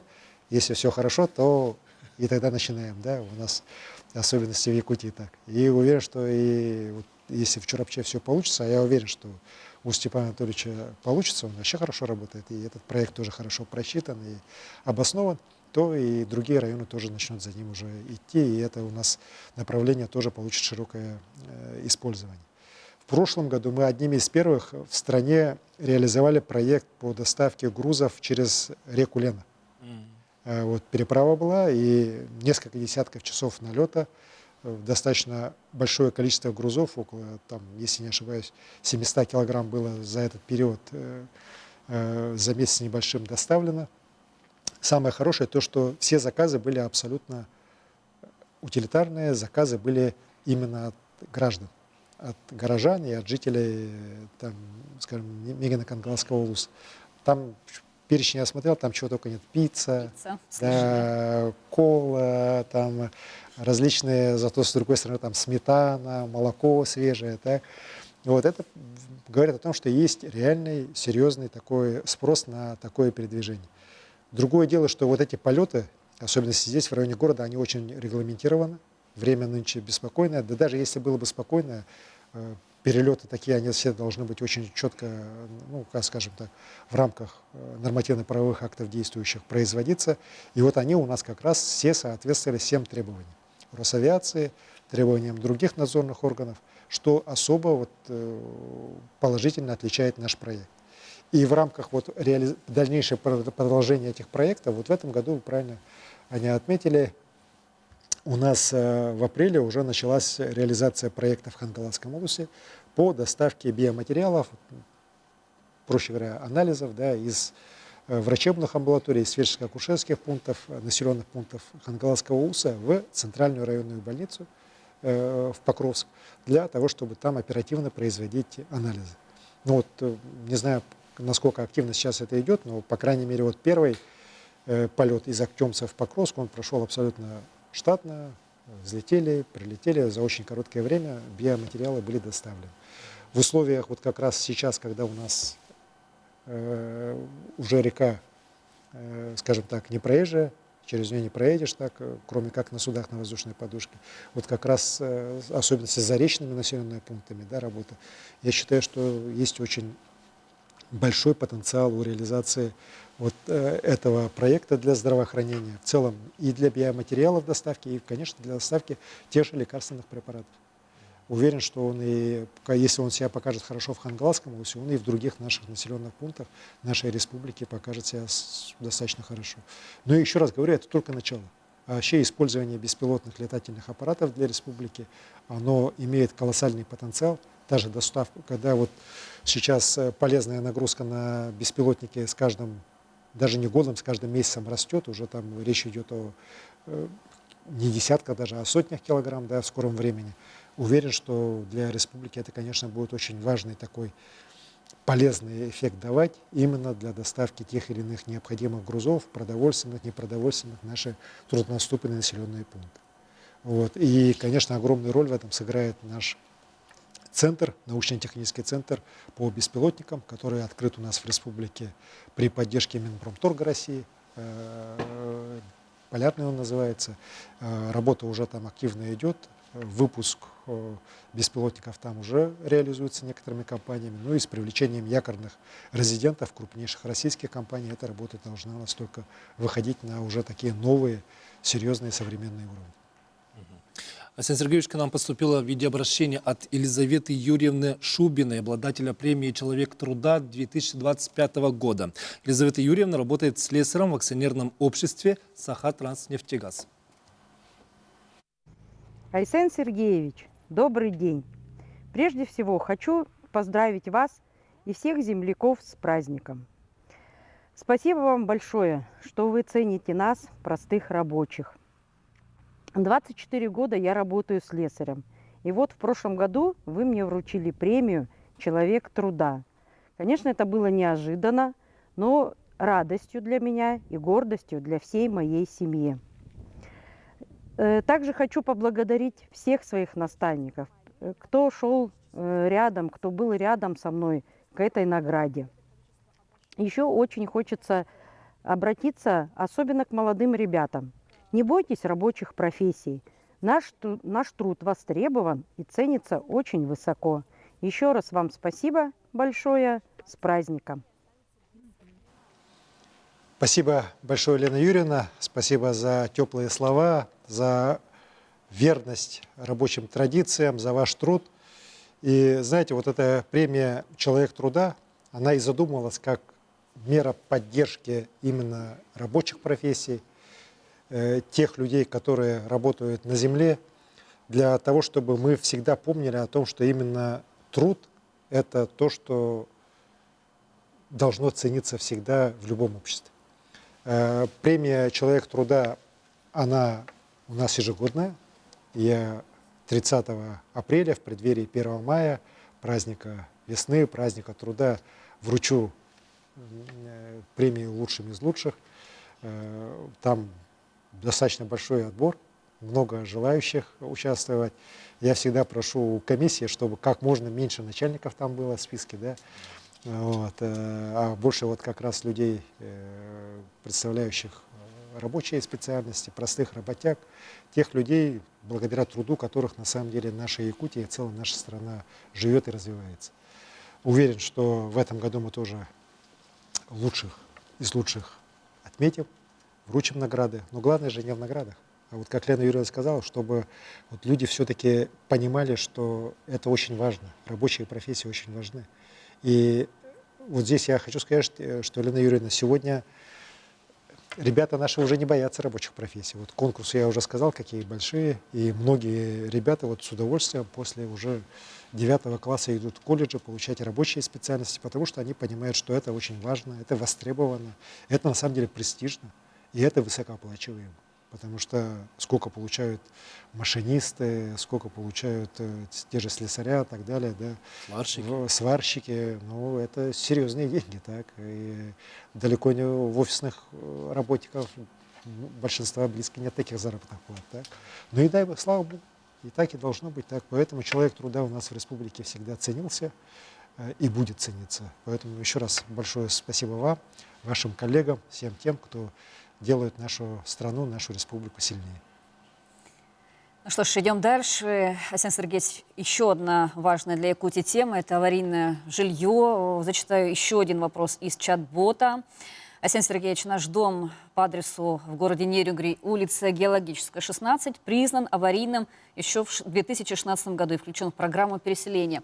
Часть жителей уже получила компенсации, но те, кто выбрал квартиры, до сих пор ждут жилье, приобретается в строящемся доме на улице Транспортной. Сроки затянулись. Скажите, когда мы реально сможем переехать и что делается, чтобы такие ситуации больше не повторялись? Такой вопрос.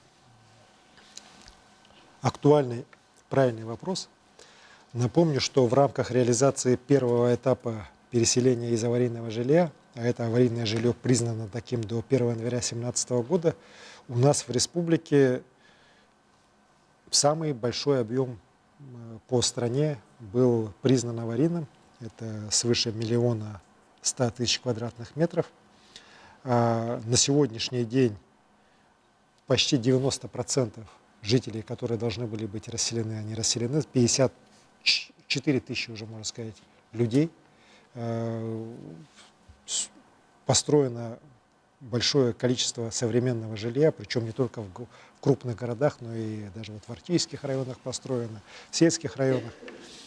К сожалению, на сегодняшний день 16 домов еще не введены по программе, которые должны были быть введены по первому этапу, они еще не введены в строй. В том числе вот в городе Нерюнгри. Вот. В большинстве районов работы завершены, в том числе вот в городе Якутске. Но вот 16 домов, они у нас еще остались.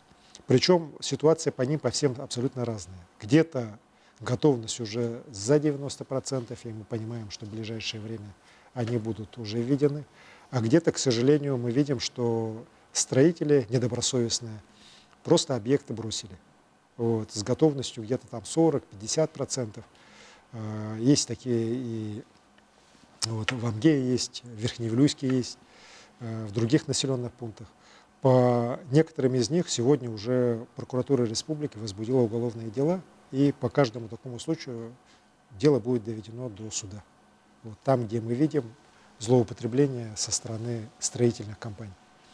Там же, где есть объективные какие-то были проблемы, и еще раз говорю, стройготовность достаточно высокая, где мы видим компании, которые пусть медленно, но пытаются работать, здесь со стороны правительства, со стороны муниципалитетов помощь оказывается для того, чтобы была решена главная задача, чтобы люди получили ключи от новых квартир и переехали из аварийного жилья. Вот. Вопрос на контроле стоит и моем, и прокуратуры республики. Общими усилиями, я уверен, мы сделаем все, чтобы вот эта проблема была окончательно решена. Ну и дальше нам надо строить уже дома потом по второму этапу, то есть по аварийному жилью, признанного таким после 1 января 2017 года. Здесь, конечно, ситуация по финансированию гораздо сложнее, потому что в целом по стране недостаточно средств сегодня, это тоже объективная проблема, но вместе с тем надо начинать, а там уже дальше, когда ситуация экономическая, в общем, и бюджетная станет лучше, конечно, будут и дополнительные средства выделяться для того, чтобы и второй этап был реализован так же, как вот первый, когда по стране миллионы людей, а у нас вот в республике десятки тысяч людей получили новое жилье и смогли переехать из аварийного жилья в новое, современное, качественное, хорошее жилье. У нас есть сюжет о строительстве жилья. Давайте посмотрим. В прошлом году строители Якутии установили рекорд. Вот жилья в республике превысил 800 000 квадратных метров. Рост жилищного строительства связан со многими факторами. От льготных ипотечных программ до флагманского проекта переселения граждан из аварийного жилья. Благодаря механизму комплексного развития территории в Якутии реализуется сразу несколько проектов с общим градостроительным потенциалом больше 1200 квадратных метров. Они предусматривают расселение и снос 290 аварийных многоквартирных домов. Район хороший, красиво, очень мы рады. Наконец-то это случилось. Вот мы все такие на позитиве. Новый дом, новые знакомства, новые соседи. Заветные квадратные метры Вера Мельцаева получила в микрорайоне «Звездный», который застраивается по механизму комплексного развития территорий. Женщина – одна из более чем 50 000 таких же граждан, кто уже осваивается в новых квартирах. Старые аварийные дома сносят, а на их месте вырастают комфортабельные многоэтажки. Механизм КРТ предусматривает не только строительство жилья, но и создание социальной инфраструктуры. В «Звездном» уже ввели детско-юношескую спортшколу. Продолжается строительство новой школы и детского сада. По такому же принципу будет развиваться новый микрорайон «Спортивный», где уже открыли детский сад и спортзал. В целом по кварталу «Спортивный» имеется 160 многоквартирных домов аварийных. Сейчас работа ведется по 17 домам. В прошлом году расселили 11 многоквартирных домов. То есть можно сказать, что уже по нормальным планом у нас идет расселение. И мы, освобождая будущие площадки, мы даем перспективу для начала уже других новых жилых домов и других социальных объектов. И такое строительство ведется по всей республике, не только в столице региона. Результат есть, и он работает на качество жизни людей. Один из примеров – новый трехэтажный дом в селе Соскыла Ханабарского улуса. Это первая каменная многоэтажка за всю историю района. Строительство новых домов – это работа на будущее, в котором людям комфортно жить, работать и растить детей.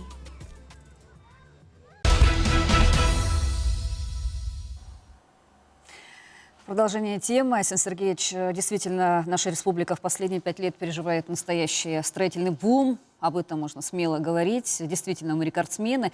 Но постоянно держать такой темп, наверное, все-таки сложно и даже невозможно. Каковы планы у строительного комплекса на ближайшие годы? Прошлый год был рекордным, и об этом вот сейчас сказали. 809 тысяч квадратных метров жилья построено.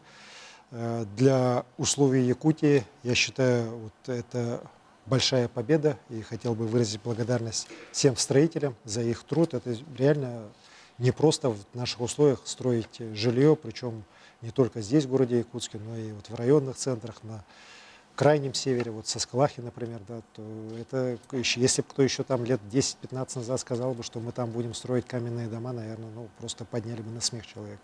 Вот. А сейчас реально это очень красивые современные дома строятся. Конечно, это не просто, это трудно. Вот. Сейчас объективно мы видим, что в целом по стране идет достаточно серьезное снижение ввода жилья. В первую очередь, конечно же, это связано с финансовыми проблемами, это и увеличение процентных ставок по ипотеке, это в целом вот как раз снижение кредитования со стороны банков в строительной отрасли. Вместе с тем мы считаем, что вот мы сможем выполнить наши целевые показатели этого года. Мы с Дмитрием Дмитриевичем Садовниковым и с Виктором Дмитриевичем Романовым обсуждали. Целевой показатель по республике на этот год 690 тысяч квадратных метров. Вот. Но коллеги, вот строители, они считают, что они гораздо больше, они даже вот считают, что может быть при определенных условиях, если мы сможем как-то нивелировать падение по индивидуальному именно жилому строительству, так, то мы сможем выйти почти что и на уровне вот прошлого года, рекордный уровень. Вот. Здесь работа, конечно, нам предстоит большая. Хочу вот отдельно остановиться на проектах комплексного развития территорий. Они очень важны и очень нужны, и в первую очередь для города Якутска, где большое количество у нас аварийного, ветхого жилья. И то, что вот реализовано уже сегодня в Звездном, где практически была абсолютно такая заброшенная часть территории, воинской части бывшей. Вот сегодня возник абсолютно новый микрорайон, причем современный микрорайон, где вот сейчас уже спорткомплекс построен, скоро появится в этом году школа, детский сад, в дальнейшем будет строиться поликлиника, современной уличной такой дорожной сетью. Оно показывает, что вот этот механизм, когда мы воедино собираем и федеральные меры поддержки, республиканские меры поддержки, городские меры поддержки, это дает очень важный, хороший результат. А микрорайон спортивный, это, если говорить простым языком, это 17-й квартал. Здесь работы тоже уже начались, уже вот свыше по этому году, в общем итоге с прошлым годом, считаю, порядка почти 30 домов уже будет расселено, так, и в дальнейшем эта работа будет только усиливаться. Несмотря на все проблемы, вот планы по КРТ, которые связаны с республиканским ипотечным агентством, в обязательном порядке будут реализованы. Вот. Но и в городе Якутске и другие проекты КРТ реализуются. Вот огромный проект, например, это реновация нашего грузового речного порта. Когда собственники речпорта вышли вначале с инициативой о том, что так как основной у нас грузопоток ушел туда, в сторону Нижней Обестяха, и здесь большие вот эти территории складские уже не нужны, сделать реновацию и сделать там реально городские кварталы. Это было поддержано властями города. Мы тоже дали согласие, и сейчас, несмотря на все проблемы, сложности, мы видим, как этот проект постепенно складывается, и уверен, что в ближайшие 5-10 лет там вот на месте вот огромной вот этой территории возникнут тоже современные городские кварталы, которые Якутск, безусловно, украсит. Ну и строительство, еще раз подчеркну, оно у нас не только в Якутске должно идти, оно должно идти и в сельской местности, насколько это возможно, и в рамках переселения, И в рамках, на самом деле, и других проектов. Вот сейчас в Намцах, например, началась тоже активная программа, там реально будет реализовываться отдельный проект, муниципальный инвестиционный проект по строительству жилых кварталов, многоэтажного жилья, которое, на мой взгляд, тоже вот для намцев, для его развития тоже абсолютно необходимо. Поэтому я считаю, что несмотря на все проблемы, несмотря на все сложности финансовые, строительный комплекс Якутии идет вперед.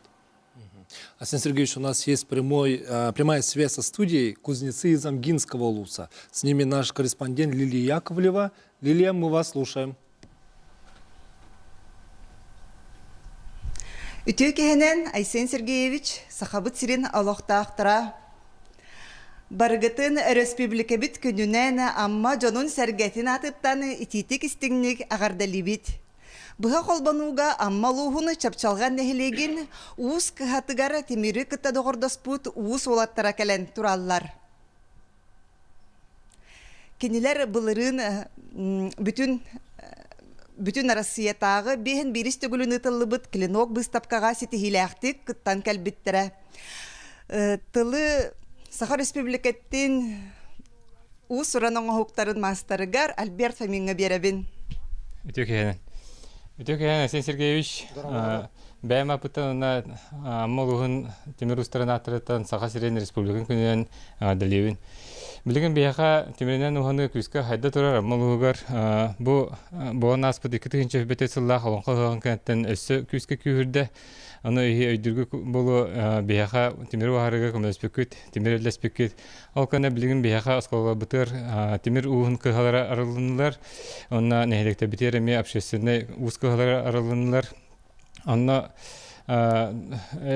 олохтах эржон эдерчат хүндах кафтахтык үрен көтөн туран билен уханаллар. Ал куду бихи мастадабыт малухутан Россия тахнах, республика тахнах конкурстарга выставкага кыталлар. Бу күн болан аспыт международный клинок выставкага хүндах ситилахтык кыттан кабиттере. Анна бихи Темир ухар бупыт, Саха Темир устарын тахамын көдө бупыт. Аны бу иллен кем жары кудук халбак кына Темир уханыта доходтах нехилекке производство кудук болон септах. Анна ол тонук болары бихи кара ме хем бир тохтадах, архатадах продвижение тыгар, рынокка таханыгар. Аны бихиха ме өйбел нада атын народный промыслларга кудук. Мақтал. Тыбыт маннык студия. Мақтал болун Альберт, мақтал болун болаттар.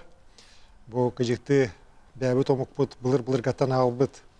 Темир ухарынын қалараңыт, тилиннераңыт, хайынырағы жергітігер. Вопрос вот Альберта, именно и кузнецов Амгинского улуса, он даже не вопрос, это просьба, предложение. Они говорят о том, что вот последние годы кузнечное дело у нас в Якутии испытывает такой ренессанс, возрождение и в Амгинском улусе, и во многих других районах, благодаря в том числе вот проведению ИСЭХ-Олонхо, включению в программу ИСЭХ-Олонхо вот как раз состязаний наших кузнецов. Это все большую популярность приобретает, в школах уже обучают, молодежь тянется. И вот предлагают все-таки, чтобы мы более серьезное внимание уделили этому как направлению, которое способно приносить доход местному населению, развитию того или иного наследия даже. Абсолютно согласен с постановкой вопроса. Сегодня я вообще считаю, что вот наши народные промыслы, будь то кузнечное дело, будь то изготовление различных инструментов, например, да, музыкальных, например, изготовление деревянной посуды или глиняной посуды, или вот то, что наши мастера делают из конского волоса, плетут. Это все уникальные наши традиции, которые нам надо не только сохранить, нам надо их развивать и выводить их на широкий рынок. Причем не надо стараться делать их там миллионами. Да? Зачем?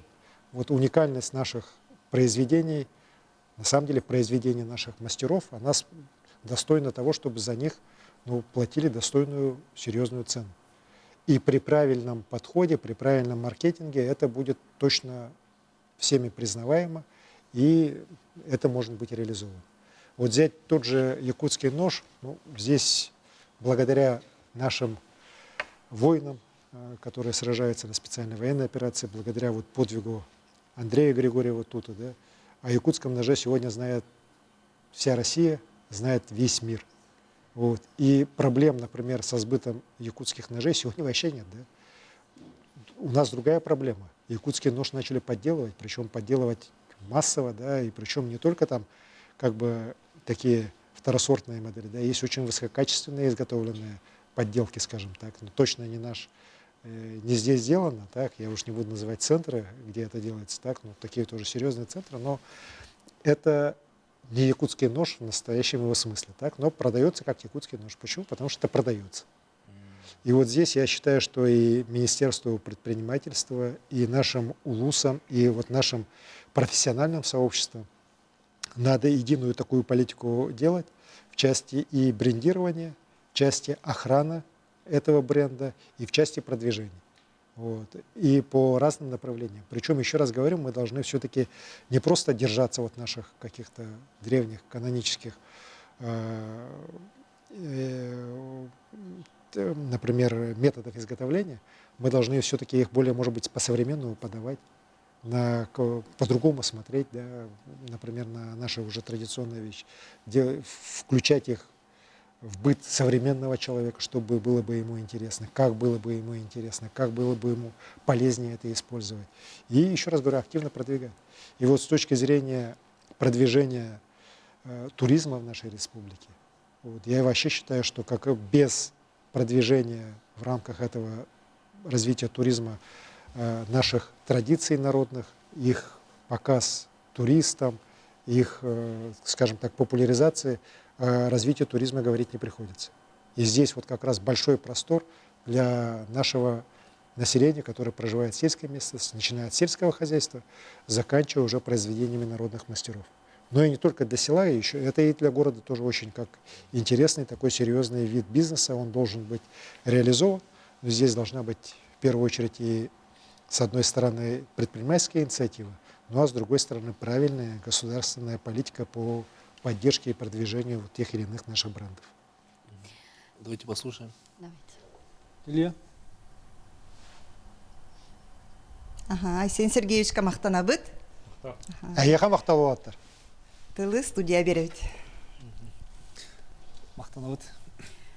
Айсен Сергеевич, я предлагаю продолжить эту тему. 30 апреля мы будем впервые отмечать День коренных малочисленных народов. Вы в начале эфира об этом уже несколько слов сказали. Если говорить о развитии территории их проживания, какие решения сегодня становятся приоритетными и в чем принципиально отличается текущий период от предыдущего? Вы знаете, я уже про это говорил. Коренные малочисленные народы, которые проживают на территории нашей республики, они имеют огромное значение. Это хранители огромных пространств. Вот Арктика, Якутия – это 1 600 000 квадратных километров. Так, это больше половины республики. Вот. А проживает в ней немногим более 62 000 человек. И значительная часть вот наших как раз коренных малочисленных народов севера живет на этих бескрайних просторах. Конечно, они лучше, чем кто-либо другой, приспособлены к жизни в этих условиях. Они искренне радеют за природу, но при этом они радеют также и за развитие. И вот большая работа, которая проводится властями республики по развитию Арктики, всецело ими поддерживается. Мы сейчас, конечно же, должны в ближайшие годы реализовать один из глобальных проектов, мегапроектов нашей республики. И я бы даже сказал, что это глобальный проект для телекоммуникационной сферы всей страны. Это строительство оптоволоконных линий связи, синергия Севера, когда мы по Арктике должны 7 000 километров построить вот за ближайшие 3 года и 61 арктический поселок присоединить к волоконно-оптическим линиям связи. Более того, мы должны закольцеваться, мы должны выйти на те линии связи, которые лежат вдоль Северного морского пути, и выйти и закольцеваться с Чукоткой и с Магаданом. В итоге будет достигнута телекоммуникационная безопасность от огромных пространств всего северо-востока России. Проект, безусловно, очень важный. Он важен, вот еще раз говорю, с точки зрения и телекоммуникационной безопасности, но он очень важен для того, чтобы люди, живущие на этих бескрайних территориях, в том числе и представители наших коренных малочисленных народов Севера, через интернет могли приобщиться вообще к глобальному миру, к глобальному информационному пространству, пространству знаний, образования. Очень люди этого ждут. Вот, за последние годы нам удалось оплавоконные линии связи протянуть в Оленев, потом дальше на Соскалах, это Оленевский и Анабарский улус. Значит, жизнь людей там изменилась. Очень многие очень положительно оценивают вот это решение. Конечно же, мы должны и дальше работать для того, чтобы промышленные компании наши активнее помогали нашим коренным народам. И здесь хороший пример вот компании «Алроса». Он сейчас уже служит примером для других компаний. Вот компания «Полиметалл». Мы вот видели вот мосты, которые построены в Тампонском районе, в районе села Тополино. Они построены как раз за счет компании «Полиметалл», которая по нашей просьбе сегодня активно уже поддерживает не только вот развитие непосредственно поселков, непосредственно инфраструктуры, но она реально будет поддерживать и развитие оленеводства, оленеводческих хозяйств поселка Тополино. Есть хорошие примеры, вот я вижу у компании «Нурголд».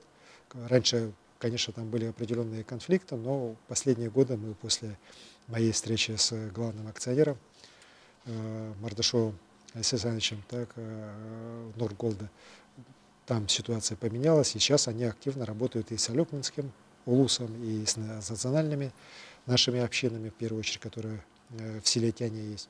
И уверен, что это тоже даст хороший результат. Ну и по другим всем компаниям, еще раз говорю, которые работают на территории Якутии, я всегда требую, чтобы они очень особое, серьезное внимание уделяли помощи, поддержке наших коренных малочисленных народов Севера. Это очень важно. Ну и, конечно же, вот с поддержкой со стороны государства и оленеводства, рыболовства, максимальная поддержка культуры наших коренных малочисленных народов, их языка, она тоже дает свои результаты. Уверен, вот эту политику, вот такой гармонии, политику поддержки наших малых народов коренных мы обязательно будем и дальше продолжать. Арсений Сергеевич, мне подсказывают, что звонки и сообщения продолжают поступать, но колл-центру надо подвести итоги. Давайте передадим слово. Вам слово. Спасибо. Колл-центр завершает прямую линию на отметке в 1727 вопросов. Интересно, что год от года количество обращений только растет. Дам еще немного цифр. В сентябре 2025 года к главе Якутии обратились 1672 раза. Немного меньше, чем сейчас. Даже если ваш вопрос не прозвучал в эфире, он не останется без внимания. Каждое обращение направляют в профильные органы власти для подготовки ответа. Как правило, на запросы отвечают довольно оперативно в течение нескольких дней. Студия. Спасибо большое. Спасибо колл-центр. Арсений Сергеевич, наш эфир подходит к концу. Мы в эфире 3 часа 12 минут. Сегодня работали именно столько мы на прямой линии. Без привлечения работали все республики. Центр управления регионом сообщает, что за это время поступило очень много вопросов со всех уголков Якутии. И предлагаем посмотреть заключительное видеообращение. Добрый день, меня зовут Дарья Габышева, я блогер, многодетная мама и ведущая подкаста Саша и Даша. Поздравляю вас, Арсений Сергеевич, и всех телезрителей с Днем Республики Саха-Якутия и приглашаю вас на наш подкаст. И также у меня есть предложение провести уже традиционную встречу с блогерами. И от себя, конечно, готова помочь с организацией данной встречи, потому что это всегда было очень эффективное мероприятие, которое налаживало контакт с людьми, лидерами мнений, теми, кто, говорится, ведет активно соцсети и продвигает через них наш регион в рамках республики и за ее пределами. Спасибо. Спасибо большое, Даша. Я хочу сказать, что вообще социальные медиа у нас в республике активно развиваются, я слежу за ними. Очень много интересных подходов и у государственных, и не у государственных медиа. Так. И, конечно, рад, что появляются новые формы работы. вообще и популярность наших медиа, она на самом деле достаточно велика. Вот по сравнению с другими регионами, я вот так скажу, да, медиа у нас активны. И это очень хорошо. Мне это всегда нравится, потому что порой бывают и неудобные вопросы, серьезные острые проблемы обозначаются, остро пишут. Но это нужно, это важно. И на критику, особенности, когда она обоснованная, когда не просто там огульная, да, там ты такой-сякой, и на этом все так, и поток там грязи идет, да.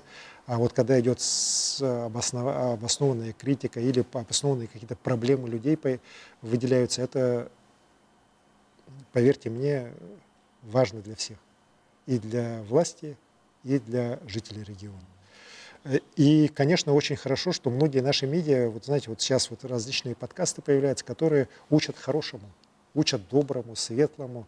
Я считаю, что вот это то, чего, может быть, раньше не хватало, особенно вот там 90-е, нулевые, когда вот все было как-то в сторону негатива, больше критики, ради критики, так. А вот когда есть уже выбор, и вроде бы даже непростые вопросы подаются уже через позитив, через пути поиска общих решений, это очень дорогого стоит. И мною, например, всегда очень хорошо воспринимается. Вот. Ну а что касается встречи, я, может быть, и не вижу сейчас там отдельных таких-то, надо обязательно встречаться с блогерами, не блогерами. Вот. Вы знаете, надо просто с людьми встречаться. Вот. Я от этого никогда не уходил, с людьми встречался, встречаюсь и буду встречаться, потому что чувствовать пульс времени, чувствовать биение сердца нашей республики получается именно чаще всего вот как раз в встречах с людьми, когда ты получаешь прямую, ясную, четкую информацию. И вот еще раз говорю, не просто критику, а какие-то пути решения. Вот сегодня же сколько разных обращений было. Люди же не просто там говорили о проблемах, люди говорили о том, что можно было бы сделать, или что они наблюдают, так, где недостатки есть, как их можно решить. И уверен, что вот когда мы едины вот в поисках путей лучшего, пути вперед, не все время оборачиваясь назад, а вот именно смотря вперед, идти вперед, искать позитив, решать общие проблемы ради людей. Вот у нас всегда все получается. И, конечно, очень важно, что вот такие разговоры у нас обязательно. Вот наш вот тот же прямой эфир, он же для меня тоже очень важен и позволяет чувствовать и настроение людей, даже вот по тем же вопросам, которые я сейчас увидел. Я, с вашего позволения, немножко прокомментирую. Как раз таки хотели спросить, какие вопросы приковали ваш взгляд, потому что мы видели, что в течение всего эфира вы обращали внимание на эти огромные экраны и следили за поступающими вопросами. Знаете, это всегда очень важно, вот когда вот в таком режиме вопросы поступают. Я еще раз убедился в том, что вот те вопросы, которые сегодня на прямой линии от людей прозвучали, они важны. Потому что и проблема лекарств, и проблема субсидированных авиабилетов там, в той или иной ипостаси, она здесь постоянно появлялась, причем не только межулусных, но и внутриулусных, например, перевозок. Да. Звучали конкретные адреса, по которым есть проблемы по лекарственному обеспечению. Конечно, были вопросы, связанные со строительством жилья, по аварийным домам, много вопросов по коммунальному хозяйству, начиная от кадровых решений по тем или иным предприятиям, заканчивая уже вопросами там, вот опять же, задолженности по заработной плате, так, по коммунальному хозяйству. Было много вопросов, связанных с культурой, с языком, с образованием. И вот это вот весь спектр вопросов, он очень, еще раз, он важен для нас. Я вот вижу, что некоторые вопросы постепенно все-таки смягчаются, а их уже не так много, да. В частности, например, по здравоохранению с точки зрения именно вот уже самой медицины, оснащения медицины и так далее. Вот по лекарствам есть, да, вопрос. А вот по самым медицинским учреждениям уже гораздо меньше по медицинским услугам, которые мы получаем. Вот. Зато другие, вот сейчас, например, раньше так много их не было, сейчас они реально появились. Вот жилищно-коммунальное хозяйство именно с финансовой точки зрения, не про состояние котельных и так далее, а именно то, что вот деньги не платятся поставщикам, деньги не платятся работникам и так далее. Вот. Мы обязательно вот все эти вопросы проанализируем и обязательно в дальнейшем мы вот будем использовать. Я и раньше так всегда делал, и сейчас буду.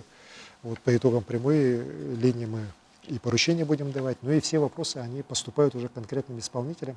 начиная от органов местного самоуправления, заканчивая уже руководством правительства. И, конечно, по всем ним мы работу будем вместе проводить, еще раз говорю, в интересах наших жителей. Арсений Сергеевич, в конце проведем традиционный блиц. Хорошо, давайте. Ага. Мечтаете ли вы о внуках? Ну, о чем мне о них мечтать, если у меня уже 3 внучки есть? Так? Совсем недавно младшая внучка появилась. Недавно, Поздравляю. Несколько дней назад, 2 месяца. Очень хороший человечек, такой уже глазки осмысленные, голову держит. Ну, дай бог, чтобы у ее родителей, у нее все было хорошо. Следующий вопрос из Блиц-опроса. Что бы вы приготовили гостю, который впервые приехал в Якутию? Ну, вы знаете, человек, который впервые приезжает в Якутию, он, конечно же, хочет попробовать нашу строганину. Я реально хочу сказать, что наша строганина – это лучшая строганина в мире. Кто ее не пробовал, все так говорят. Да? Вот президента нашей страны, заканчивая обычными туристами, кто не приезжал, кто строганину не пробовал, все, конечно, ею восхищаются. Это, кстати говоря, один из таких тоже предметов не только нашей гордости должен быть, но и предметов для развития нашего туризма уже на серьезном уровне. Потому что когда мне говорят, что вот Китай хочет заключить договор на поставку там нескольких тысяч тонн рыбы, я всегда отказываю. Я говорю, не надо нам этого счастья, мы эту рыбу у себя съедим, а вы к нам приезжайте и в ресторанах там или у друзей в Якутии покушайте. Когда вам больше нравится охота на уток, весной или осенью?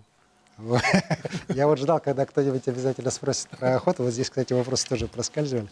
Ну, я, конечно, наверное, как и абсолютное большинство охотников якутян, я люблю весеннюю охоту. Это же счастье вот после долгой зимы, после вот этих долгих ночей, снежных и так далее. Вот как раз, когда начинается пробуждение природы, вот сидишь, даже там не сколько сама охота, вот процесс, когда вот сидишь, молчишь, разговариваешь с природой, общаешься с ее пробуждением, это вот и тебя пробуждает, какие-то силы новые дает. Поэтому я желаю, кстати говоря, пользуясь случаем, всем охотникам, чтобы Баяна им всем сопутствовал, чтобы весенний сезон прошел удачно. Ну и главное, соблюдайте все меры предосторожности и все нормы, которые предписаны правилами охоты, и писанными, и неписанными. Еще один вопрос. Какая простая вещь делает ваш день лучше? Ну, вы знаете, когда я смайлик получаю с улыбкой, так, или сердечком там от жены или от дочки младшей, то для меня уже все, день состоялся, несмотря на все проблемы. Есть ли у вас общее хобби с супругой? Знаете, есть, оно достаточно, наверное, необычное, это рыбалка. Она у меня раньше никогда на рыбалку не ездила, но вот несколько лет назад я все-таки ее уговорил. Ну и она сама захотела поехать, посмотреть, говорит, чем же ты там занимаешься на рыбалке. Вот уезжаешь, потом через пару дней приезжаешь, и такой как будто бы этот отдых после отдыха нужен. Так? Вот. Ну, поехала, заразилась рыбалкой, и сейчас вот, с удовольствием со мной ездит тоже рыбачит, когда у нас редко время получается. И самое главное, ей везет. Она, я вот еще даже тогда я не очень понимаю, кто кого на рыбалку берет. Она реально хорошую рыбу таскает. Что ж, мы благодарим вас, Арсений Сергеевич, жители нашей республики, за участие в эфире. Большое спасибо. Үйіне сайда тұрдың тапталлақ Сахавыт Сере. Сахавыт республикатын үрігі күннен ағалдан. Көрсі қадері. До встречи.